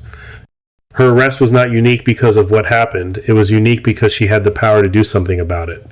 That wasn't justice. That was privilege. Real justice meant fixing the system so that everyone got the protections she received, not just people with law degrees and political connections. She stepped back from the podium. The press gallery erupted in questions, shouted over each other in the competitive chaos of reporters seeking the best soundbite. Rhodes allowed 3 questions. A reporter asked whether Dr. Davis would sue Sheriff Sean personally. Ariana responded that was a decision for later, noting that right now she was focused on helping the 311 other victims get their money back and their records cleared. Another reporter asked what she would say to people who claimed she was using her position to get special treatment. Ariana answered that the body cam footage spoke for itself. She didn't get special treatment, she got the treatment every citizen deserved under the Constitution. The problem was that most people didn't get that treatment. That was what they needed to fix. A third reporter asked if she thought Sheriff Sean's prosecution would actually result in conviction. Ariana stated she thought the evidence was overwhelming, but also knew that law enforcement officers were rarely held accountable even when the evidence was clear. That was why systematic reform mattered more than individual prosecutions. They needed to change the structures that allowed this abuse, not just punish one officer who got caught. Rhodes concluded the press conference at 12:47 p.m. The cameras continued rolling as officials departed the stage, capturing the unofficial moments that sometimes told better stories than prepared remarks. At his home in Riverside, Michael Sean sat on his couch watching the press conference on 3 different channels simultaneously. His phone lay on the coffee table, screen dark, ringer silenced after the 47th call he'd refused to answer. His attorney had left a voicemail about needing to meet immediately to discuss defense strategy. His sister-in-law had left 6 increasingly panicked voicemails about the GBI raid on her probation company's office. Sean watched himself on screen, watched the body cam footage playing on the giant display behind Governor Rhodes, watched his own words preserved in documentary clarity, watched his career end in real-time broadcast across Georgia. The doorbell rang. Sean ignored it. The doorbell rang again. Then someone knocked, not the polite tap of a visitor, but the authoritative percussion of law enforcement demanding attention. Sean walked to the door, looked through the peephole, and saw 2 GBI agents in suits holding a document he recognized immediately, even through distorted glass, a search warrant. He opened the door. The lead agent identified himself as Agent Thompson with the GBI Public Integrity Unit, stating they had a warrant to search his residence for evidence related to his operation of Riverside Supervision Services and instructing him to step aside. Sean stepped aside. 6 agents entered his home with the efficient choreography of people executing dozens of similar warrants. They photographed every room before touching anything. They seized his personal laptop, his department-issued tablet, 3 years of bank statements he'd kept in a filing cabinet, and a cardboard box labeled RSS Records 2020 to 2024 that he'd been stupid enough to store in his home office. Agent Thompson handed Sean a property receipt listing everything they'd taken. The agent's expression showed no satisfaction, no anger, no emotion whatsoever, just the professional neutrality of someone documenting evidence for prosecution. Sean asked if he needed a lawyer. Thompson responded that Sean could make that decision himself, but noted that the Attorney General had already announced criminal charges on live television 30 minutes ago, so yes, a lawyer seemed advisable. The agents left at 1:23 p.m. Sean stood in his living room, surrounded by the disruption of systematic search. Cushions moved, drawers opened, the particular disorder that came from strangers cataloging your life for criminal evidence. His phone vibrated. Text message from County Commissioner Douglas Reed. Call me immediately. Commission meeting at 3 p.m. Your attendance mandatory. Sean didn't call back. He knew what the meeting would be. They'd already suspended him during the press conference. Now they'd demand his resignation to minimize political damage. The commission that had promoted him over Ariana Davis's objections would distance themselves with the speed of people abandoning a sinking vessel. His phone vibrated again. Text from his sister-in-law. They took everything. All our files, bank records, client lists, we're finished. This is your fault. Sean set the phone down and walked to his bedroom. His uniform hung in the closet where he'd left it yesterday morning, perfectly pressed, badge polished, the physical embodiment of 12 years of authority that had just evaporated in 41 minutes of body cam footage. He'd spent those 12 years building power, building networks, building the kind of institutional control that made him untouchable in Riverside County. He'd survived 3 brutality complaints, survived Ariana Davis's testimony against his promotion, survived because county politics protected sheriffs, because voters trusted badges more than professors, because the system was designed to shield law enforcement from accountability. But he hadn't survived Ariana Davis writing the evidence preservation statute that made his body cam footage indestructible. Hadn't survived her drafting the parking law with visibility exemptions he'd exploited for profit. Hadn't survived arresting someone with the expertise to recognize systematic abuse and the resources to expose it. At 3:00 p.m., the Riverside County Commission held an emergency session. Sean didn't attend.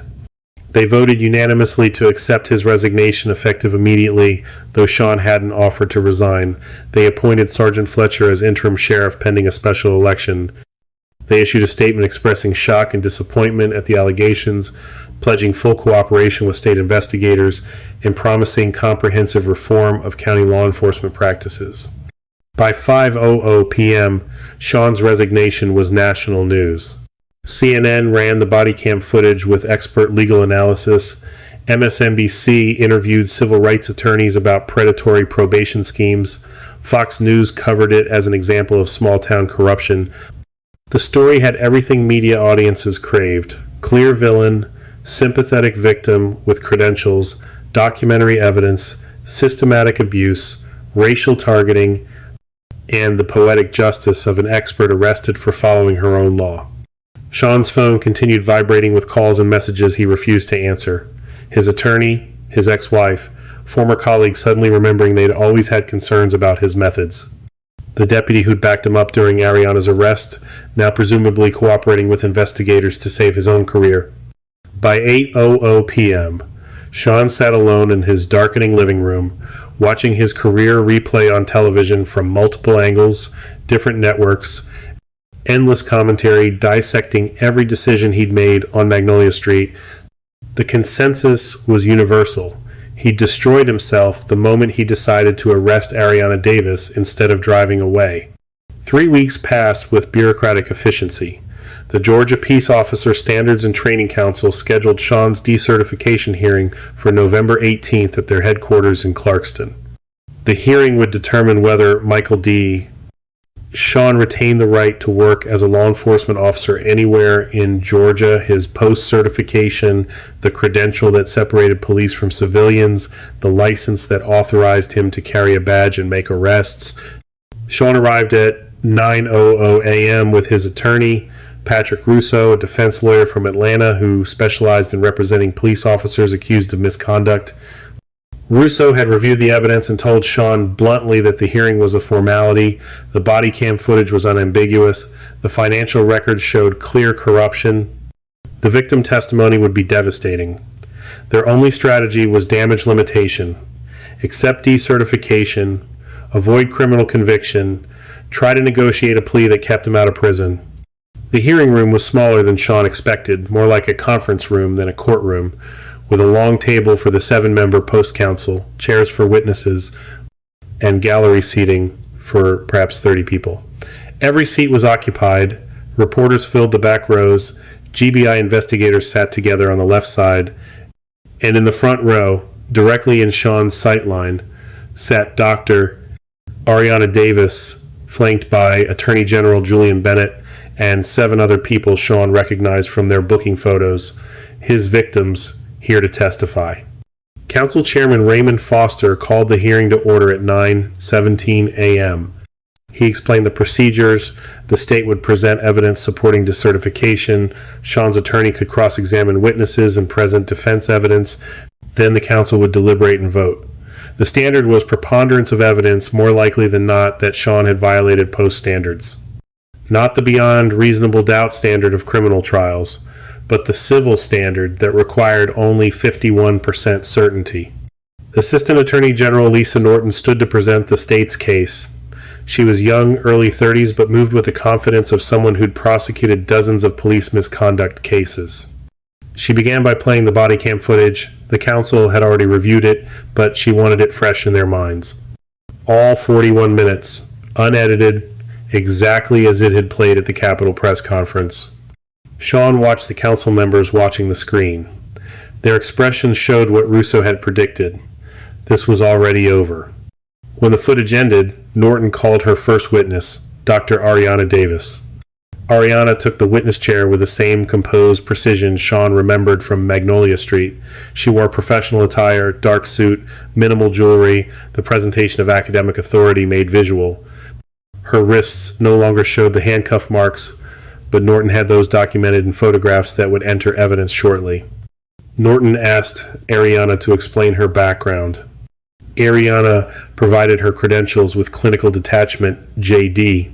From Yale Law School, 23 years teaching constitutional law at Emory University, principal drafter of Georgia's Vehicle and Traffic Law Modernization Act, author of the Body Cam Retention Statute, member of the Georgia Judicial Reform Commission, consultant to the Attorney General's Office on Qualified Immunity Standards. Norton asked whether Ariana had been legally parked on Magnolia Street on October 28th. Ariana confirmed she had been explaining the exact statutory language of OCGA, Section 40-6-203, Subsection A, Paragraph 2, Subparagraph C, the legislative history behind the visibility exemption, the measurements she'd taken, and the photographic evidence showing the hydrant's faded paint and unmarked curb. Norton asked what happened when Sheriff Sean approached her. Ariana recounted the encounter with the precision of someone who'd taught evidence law for 2 decades. She cited specific timestamps from the body cam. She quoted Sean's exact words. She explained each constitutional violation as it occurred: the seizure without reasonable suspicion, the arrest without probable cause, the search incident to unlawful arrest, the excessive force and handcuff application, the retaliatory motive evident in Sean's recognition and subsequent escalation. Russo declined to cross-examine. What could he ask that wouldn't make things worse? Norton moved to the financial evidence. She called GBI financial crimes analyst David Kim, who testified for 23 minutes about Riverside Supervision Services' corporate structure, ownership, revenue sources, and the statistical impossibility of 312 consecutive fire hydrant parking arrests, all resulting in probation supervised by the sheriff's sister-in-law's company without coordination. The numbers told the story. $2.4 million in total fees, average supervision period of 18 months, average total cost per defendant of $7,692, demographic breakdown showing 89% minority defendants in a county that was only 31% minority. Norton introduced bank records showing regular transfers from Riverside Supervision Services to Rachel Shawn Thompson's personal accounts, then smaller transfers from those accounts to Shawn's personal account, $127,000 over 4 years. Documented money laundering that connected Shawn directly to the probation fees extracted from his victims. Russo, again, declined to cross-examine. The bank records were indisputable. Norton called Jasmine Brooks. Jasmine approached the witness chair with visible nervousness, the body language of someone who'd learned to distrust institutional authority, who'd been processed through systems designed to extract rather than protect. But her voice remained steady as she recounted her arrest. The same faded hydrant, the same measuring tape, the same threats, the same 6 months probation, the same $85 monthly fees she couldn't afford, the same impossible choice between groceries and compliance. Norton asked how the fees had affected Jasmine's family. Jasmine explained she had 3 children ages 9, 7, and 4. She worked at the Piggly Wiggly, making $11.50 per hour, approximately $1,840 monthly after taxes. Her rent was $750. Utilities averaged $180. Childcare for her youngest was $400. Groceries for 4 people ran about $450. Car payment and insurance totaled $320. That left $140 per month for everything else: clothing, school supplies, medical expenses, emergency repairs, and the $85 probation supervision fee. The math was impossible. Every month meant choosing which bills to pay late, which necessities to defer, which risks to take. She'd fallen behind on car insurance twice, driven without coverage because she needed the car to get to work, risked losing everything if she got pulled over. All because Sheriff Sean had arrested her for parking legally beside a hydrant with faded paint. Norton asked if Jasmine had tried to fight the charge. Jasmine responded she couldn't afford a lawyer. The public defender had told her to take the probation deal because fighting it meant multiple court appearances, meant missing work, meant risking her job. So she'd pled guilty to something she didn't do because pleading guilty was cheaper than proving innocence. Norton thanked her and sat down. Russo started to rise, then settled back into his chair. Cross-examining Jasmine would only emphasize the cruelty of what Sean had done. Norton called 6 more victims over the next 90 minutes. Their stories varied in details but shared the same structure: legal parking, false arrest, coerced guilty plea, predatory fees, cascading financial consequences, a single mother who'd lost her housing, a warehouse worker who'd been fired after missing shifts for probation appointments, a college student who dropped out because he couldn't afford both probation fees and tuition, an elderly man on fixed income who'd gone without prescription medication to pay supervision fees. Each testimony added weight to the pattern Norton was documenting: systematic targeting of vulnerable people, exploitation of their inability to fight back, extraction of wealth through processes designed to look like law enforcement but function as organized theft. By 12:30 p.m., Norton had presented 17 witnesses and 47 exhibits.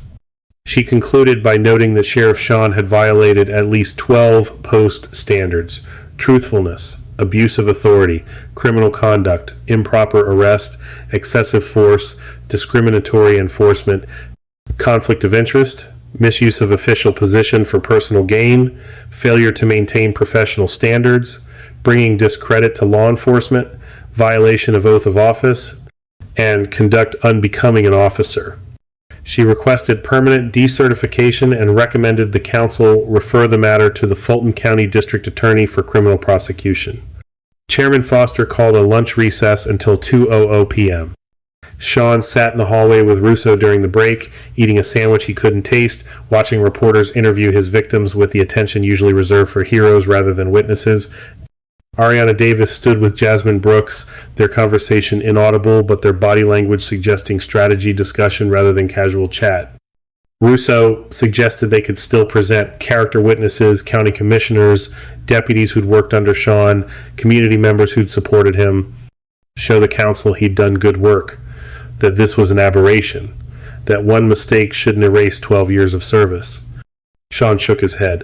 Putting commissioners on the stand meant cross-examination about why they'd ignored 3 sustained brutality complaints before promoting him. Calling deputies meant explaining why none of them had questioned 312 consecutive arrests for the same violation. Presenting community character witnesses meant Norton would ask them about the racial demographics of his arrest targets. There was no defense. The evidence was what the evidence was. At 2:00 p.m., the hearing reconvened. Russo announced they would present no witnesses and no evidence. Sean had reviewed the testimony and acknowledged that mistakes had been made. He took responsibility for his actions and accepted whatever decision the council reached. The statement lasted 43 seconds, carefully worded to suggest remorse without admitting criminal conduct, to acknowledge error without providing quotable confessions for future trials. Chairman Foster asked if Sean wanted to address the council personally. Russo advised against it. Sean stood anyway. He'd spent 3 weeks watching his career replay on television, watching legal analysts dissect his decisions, watching the body cam footage become a teaching tool for what not to do. He'd spent 3 weeks living with the knowledge that he'd destroyed himself through arrogance and retaliation. 3 weeks was enough silence. He approached the podium reserved for respondents. The 7 council members watched with expressions ranging from disappointment to disgust. Sean stated he'd been a law enforcement officer for 19 years, 7 with the Atlanta Police Department before joining Riverside County Sheriff's Office. He'd made hundreds of arrests, testified in dozens of trials, served his community with what he believed was integrity and fairness. But he'd also made mistakes, serious mistakes, mistakes that harmed people who didn't deserve harm. His voice cracked slightly. He cleared his throat and continued. He admitted that when he saw Dr. Davis's car on Magnolia Street, his first thought wasn't public safety or traffic enforcement, it was recognition. He remembered her testimony against his promotion. Remembered sitting in that commission hearing while she read his personnel file like a prosecutor building a case. Remembered the anger he'd felt, the humiliation of having a civilian question, his fitness for command, and when he realized she was the driver, when he saw her standing on that sidewalk explaining the law with the same professorial tone she'd used during his promotion hearing, he'd made a choice not to enforce traffic law, not to protect public safety, but to punish someone who challenged his authority. Everything that followed the arrest, the handcuffs, the booking, the probation scheme, the arrest exposed, all of it traced back to that moment of retaliation. That decision to use his badge as a weapon rather than a responsibility. Sean paused, looking at the victims seated in the front row. He stated he couldn't undo what he'd done, couldn't give back the money they'd paid, the time they'd lost, the opportunities destroyed by his systematic abuse. But he could acknowledge it, could admit that he'd violated everything law enforcement was supposed to represent, could accept that he no longer deserved to carry a badge. He sat down. The room was silent for 5 seconds. Chairman Foster called for council deliberation. The 7 members stepped into an adjacent conference room at 2:34 p.m. They returned at 2:41 p.m. 7 minutes to decide 12 years of career. 7 minutes to vote on permanent decertification. Foster read the decision. By unanimous vote of 7-0, the Georgia Peace Officer Standards and Training Council permanently revoked the law enforcement certification of Michael D. Sean, effective immediately. Sean was prohibited from working as a peace officer in any capacity anywhere in Georgia. His name would be entered into the National Decertification Index, preventing him from obtaining certification in any other state. Additionally, the council was imposing a personal fine of $110,000, $10,000 per post standard violation payable within 90 days. Foster continued, the council was also imposing an unprecedented remedial requirement. Sean would enroll in and successfully complete Dr. Ariana Davis's spring semester course, Constitutional Limitations on Police Authority at Emory University School of Law.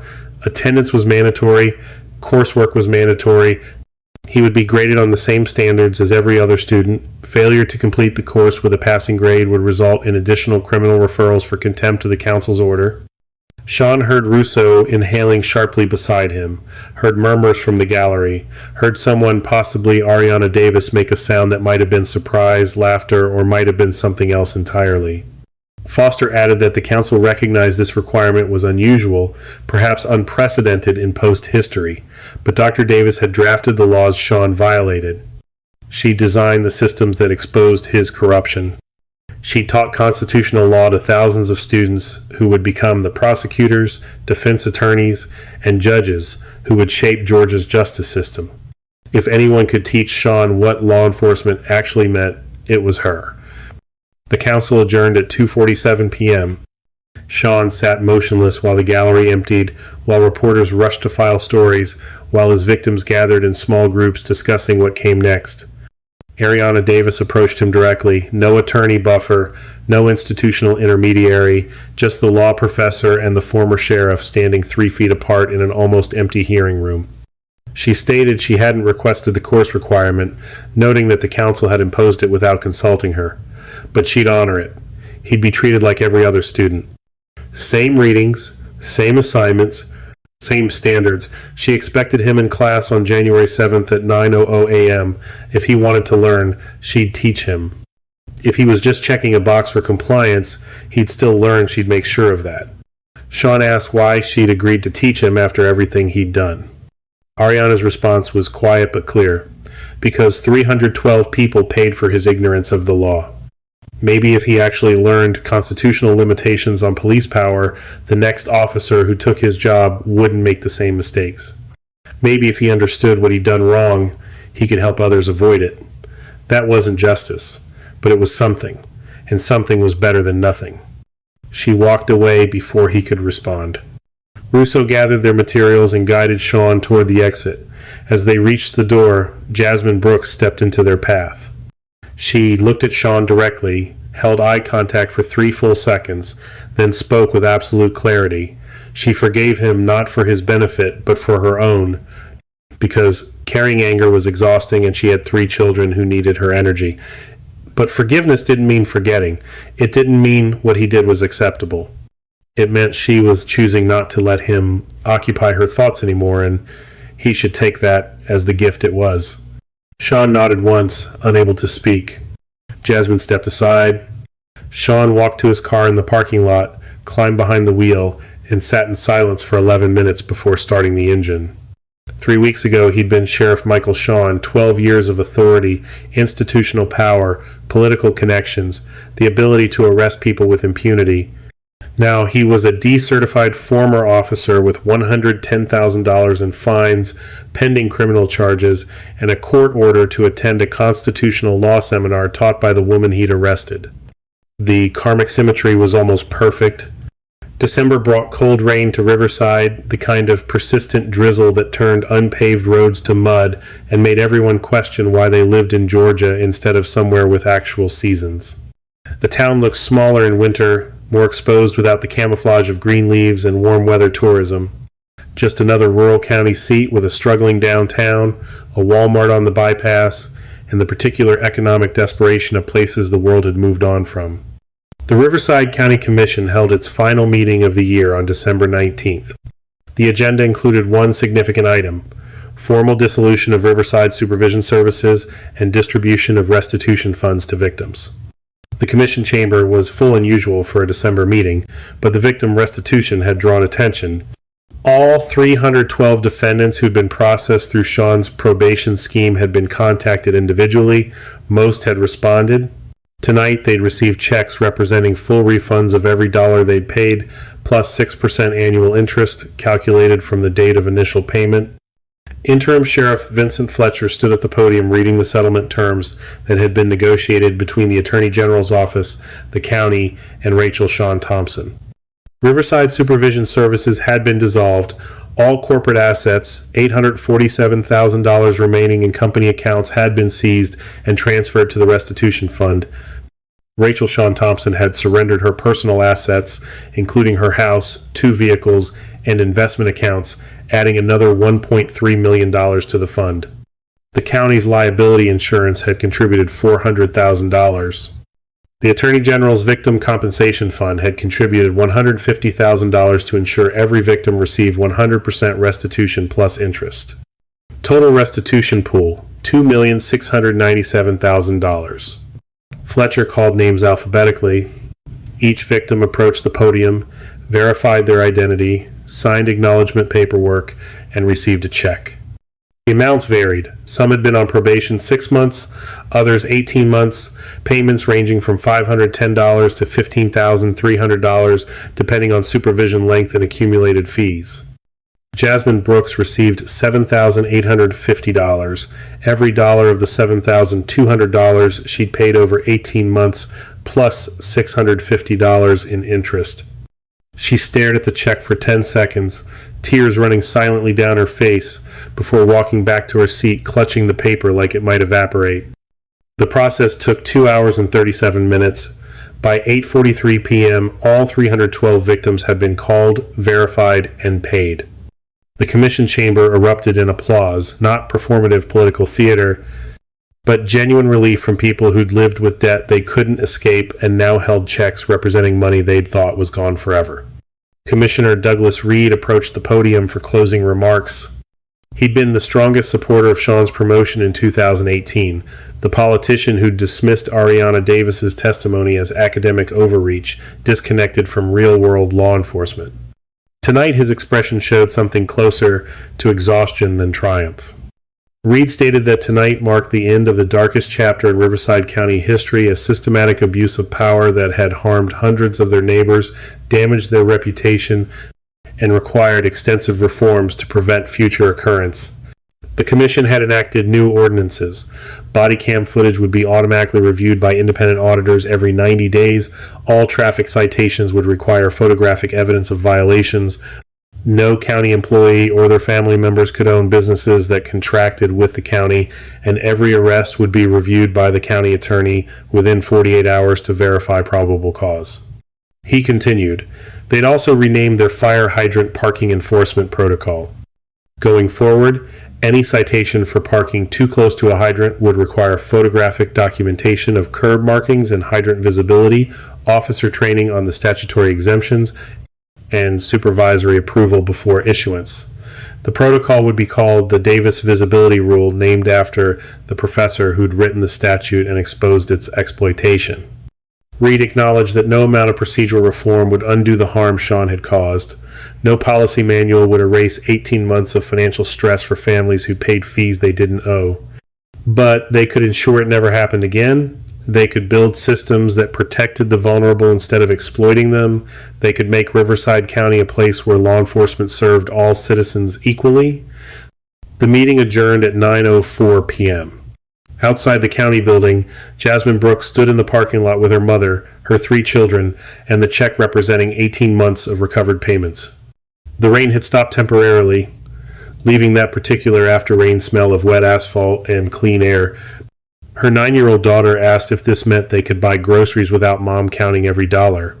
Jasmine hugged her daughter and confirmed it meant exactly that. Ariana Davis watched from her car on the far side of the parking lot. She'd attended the meeting quietly, sitting in the back row, declining the Commission's invitation to speak publicly. The victims deserved the spotlight tonight. They'd lived through the abuse. They'd survived the financial devastation. They'd come forward to testify despite institutional power structures designed to silence them. This was their victory, not hers. Her phone vibrated. Text from Julian Bennett. Criminal trial date set for March 17th. Sean taking plea deal, 2 years prison, 5 years probation, permanent ban from law enforcement, $250,000 restitution to General Victim Fund. Sentencing hearing February 28th. You'll be asked to testify. Ariana replied, I'll be there. She started her car and drove back to Atlanta, 43 minutes of highway darkness, giving her time to think about what came next. The criminal trial would bring more media attention, more testimony, more documentation of systematic abuse. Then the civil rights lawsuits. Multiple law firms had already contacted victims about federal civil rights claims that could take years to resolve. But there was also the spring semester. Her syllabus for constitutional limitations on police authority needed revision to incorporate Sean's case as a teaching example. The course readings needed updating. And she needed to prepare for the peculiar challenge of teaching constitutional law to a former sheriff who'd violated every principle the course examined. The Emory University School of Law spring semester began on January 7th. Ariana arrived at her classroom at 8:45 a.m., 15 minutes early, as always, giving herself time to organize materials, test the projection system, and mentally prepare for the first day of class energy that always felt different from mid-semester routine. Her classroom seated 42 students, third-year law students finishing their criminal procedure coursework, a few 2Ls who'd heard the class was demanding but valuable, and one middle-aged white man sitting in the back row who looked profoundly uncomfortable. Michael Sean had arrived at 8:30 a.m. and chosen the seat farthest from the door, corner position with clear sight lines, the instinctive spatial awareness of someone who'd spent decades evaluating threats and planning responses. He wore civilian clothes, no uniform, no badge, nothing identifying him as law enforcement except the particular body language that never quite disappeared. The other students knew who he was. Everyone in Georgia knew who he was. The body cam footage had been viewed millions of times. His decertification hearing had been covered extensively. His presence in the classroom created an awkward tension. Former sheriff ordered by post counsel to learn constitutional law from the professor he'd arrested.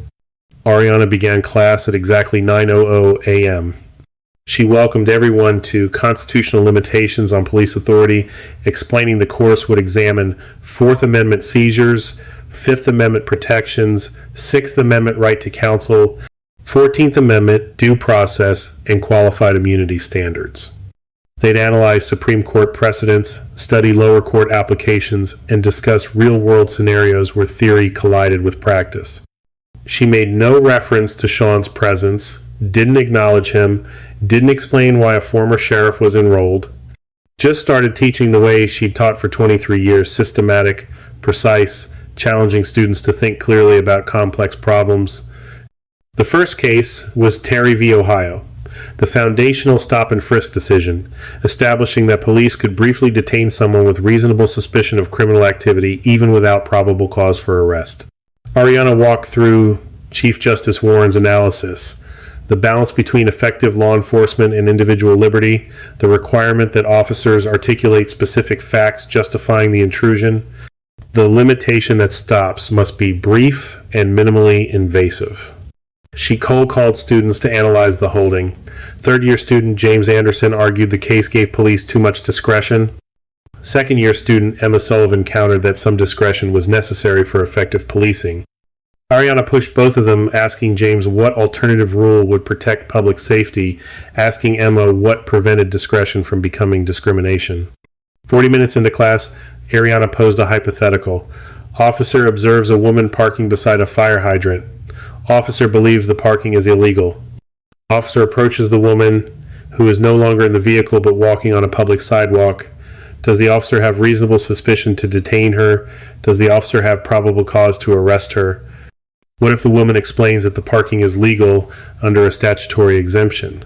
What if the officer arrests her anyway? The classroom went completely silent. Everyone knew this wasn't a hypothetical. This was Ariana's arrest, translated into the abstract language of law school pedagogy. Ariana called on Sean directly the first time she'd acknowledged his presence. She asked him to analyze the scenario from a Fourth Amendment perspective. Sean hesitated for 3 seconds that felt longer. Then he spoke, his voice carrying the particular discomfort of someone required to publicly dissect his own misconduct. He stated that the officer had no reasonable suspicion to detain the woman once she'd exited the vehicle because she was not engaged in any criminal activity observable at that moment. Walking on a sidewalk was not suspicious behavior. The officer's belief about parking violations was irrelevant because the woman was no longer parking, she was walking. Ariana asked whether the officer could still write a parking ticket.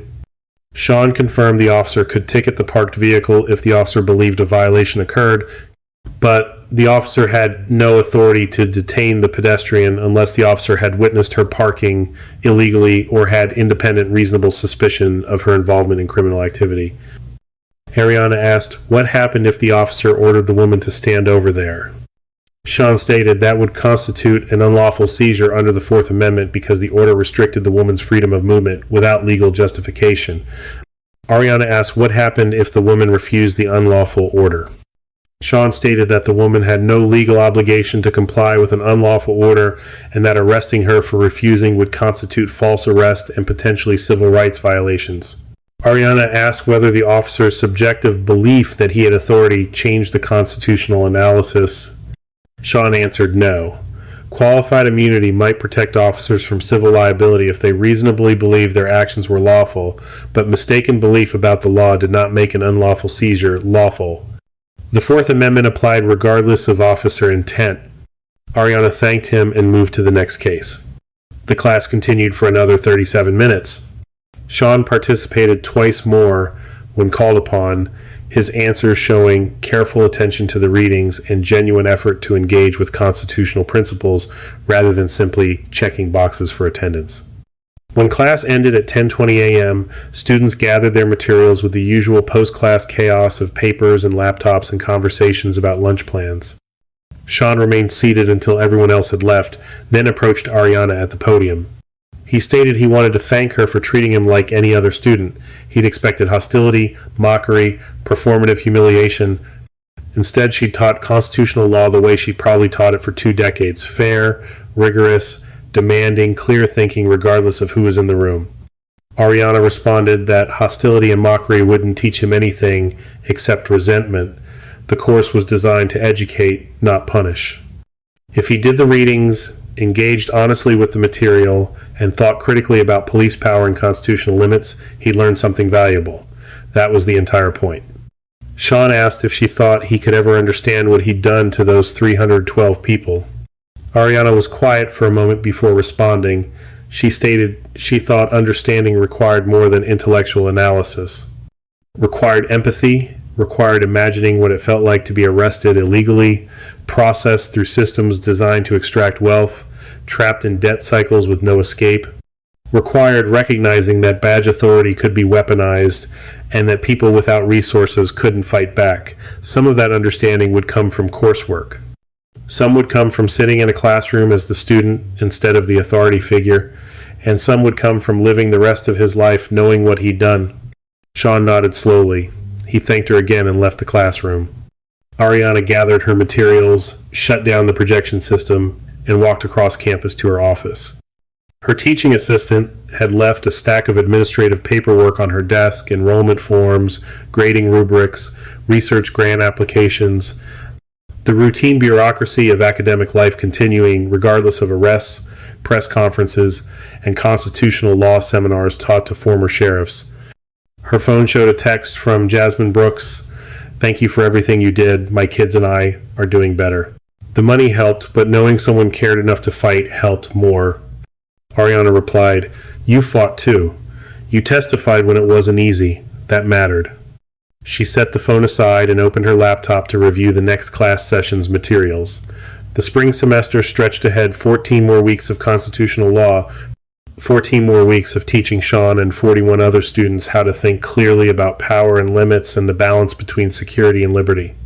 Outside her window, Emory's campus showed the particular quiet of early semester students still finding classrooms, professors still adjusting syllabi, everyone settling into the rhythm of academic work that would define the next 4 months. 3 months later, on a warm April afternoon, Ariana drove back to Riverside to visit her mother.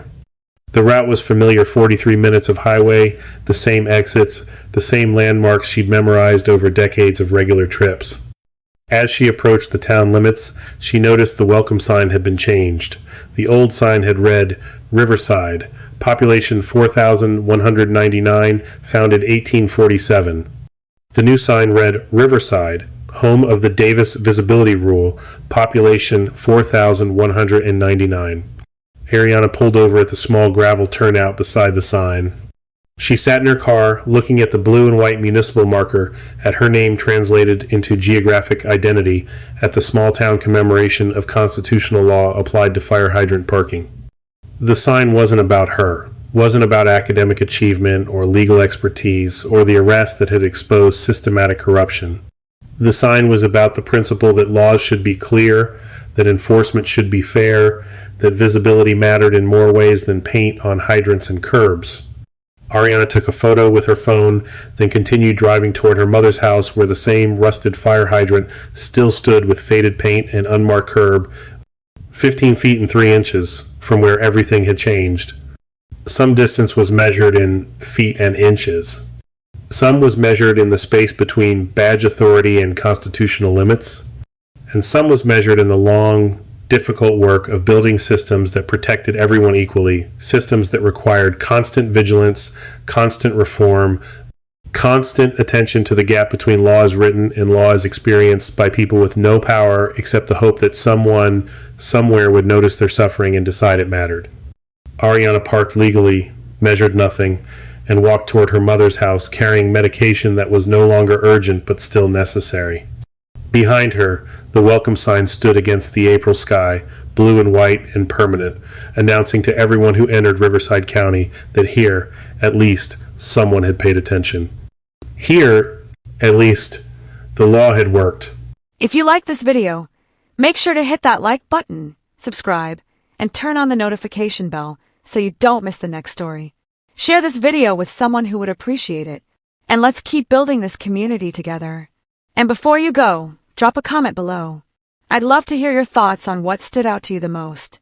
Until next time, stay safe, stay curious, and I'll see you in the next.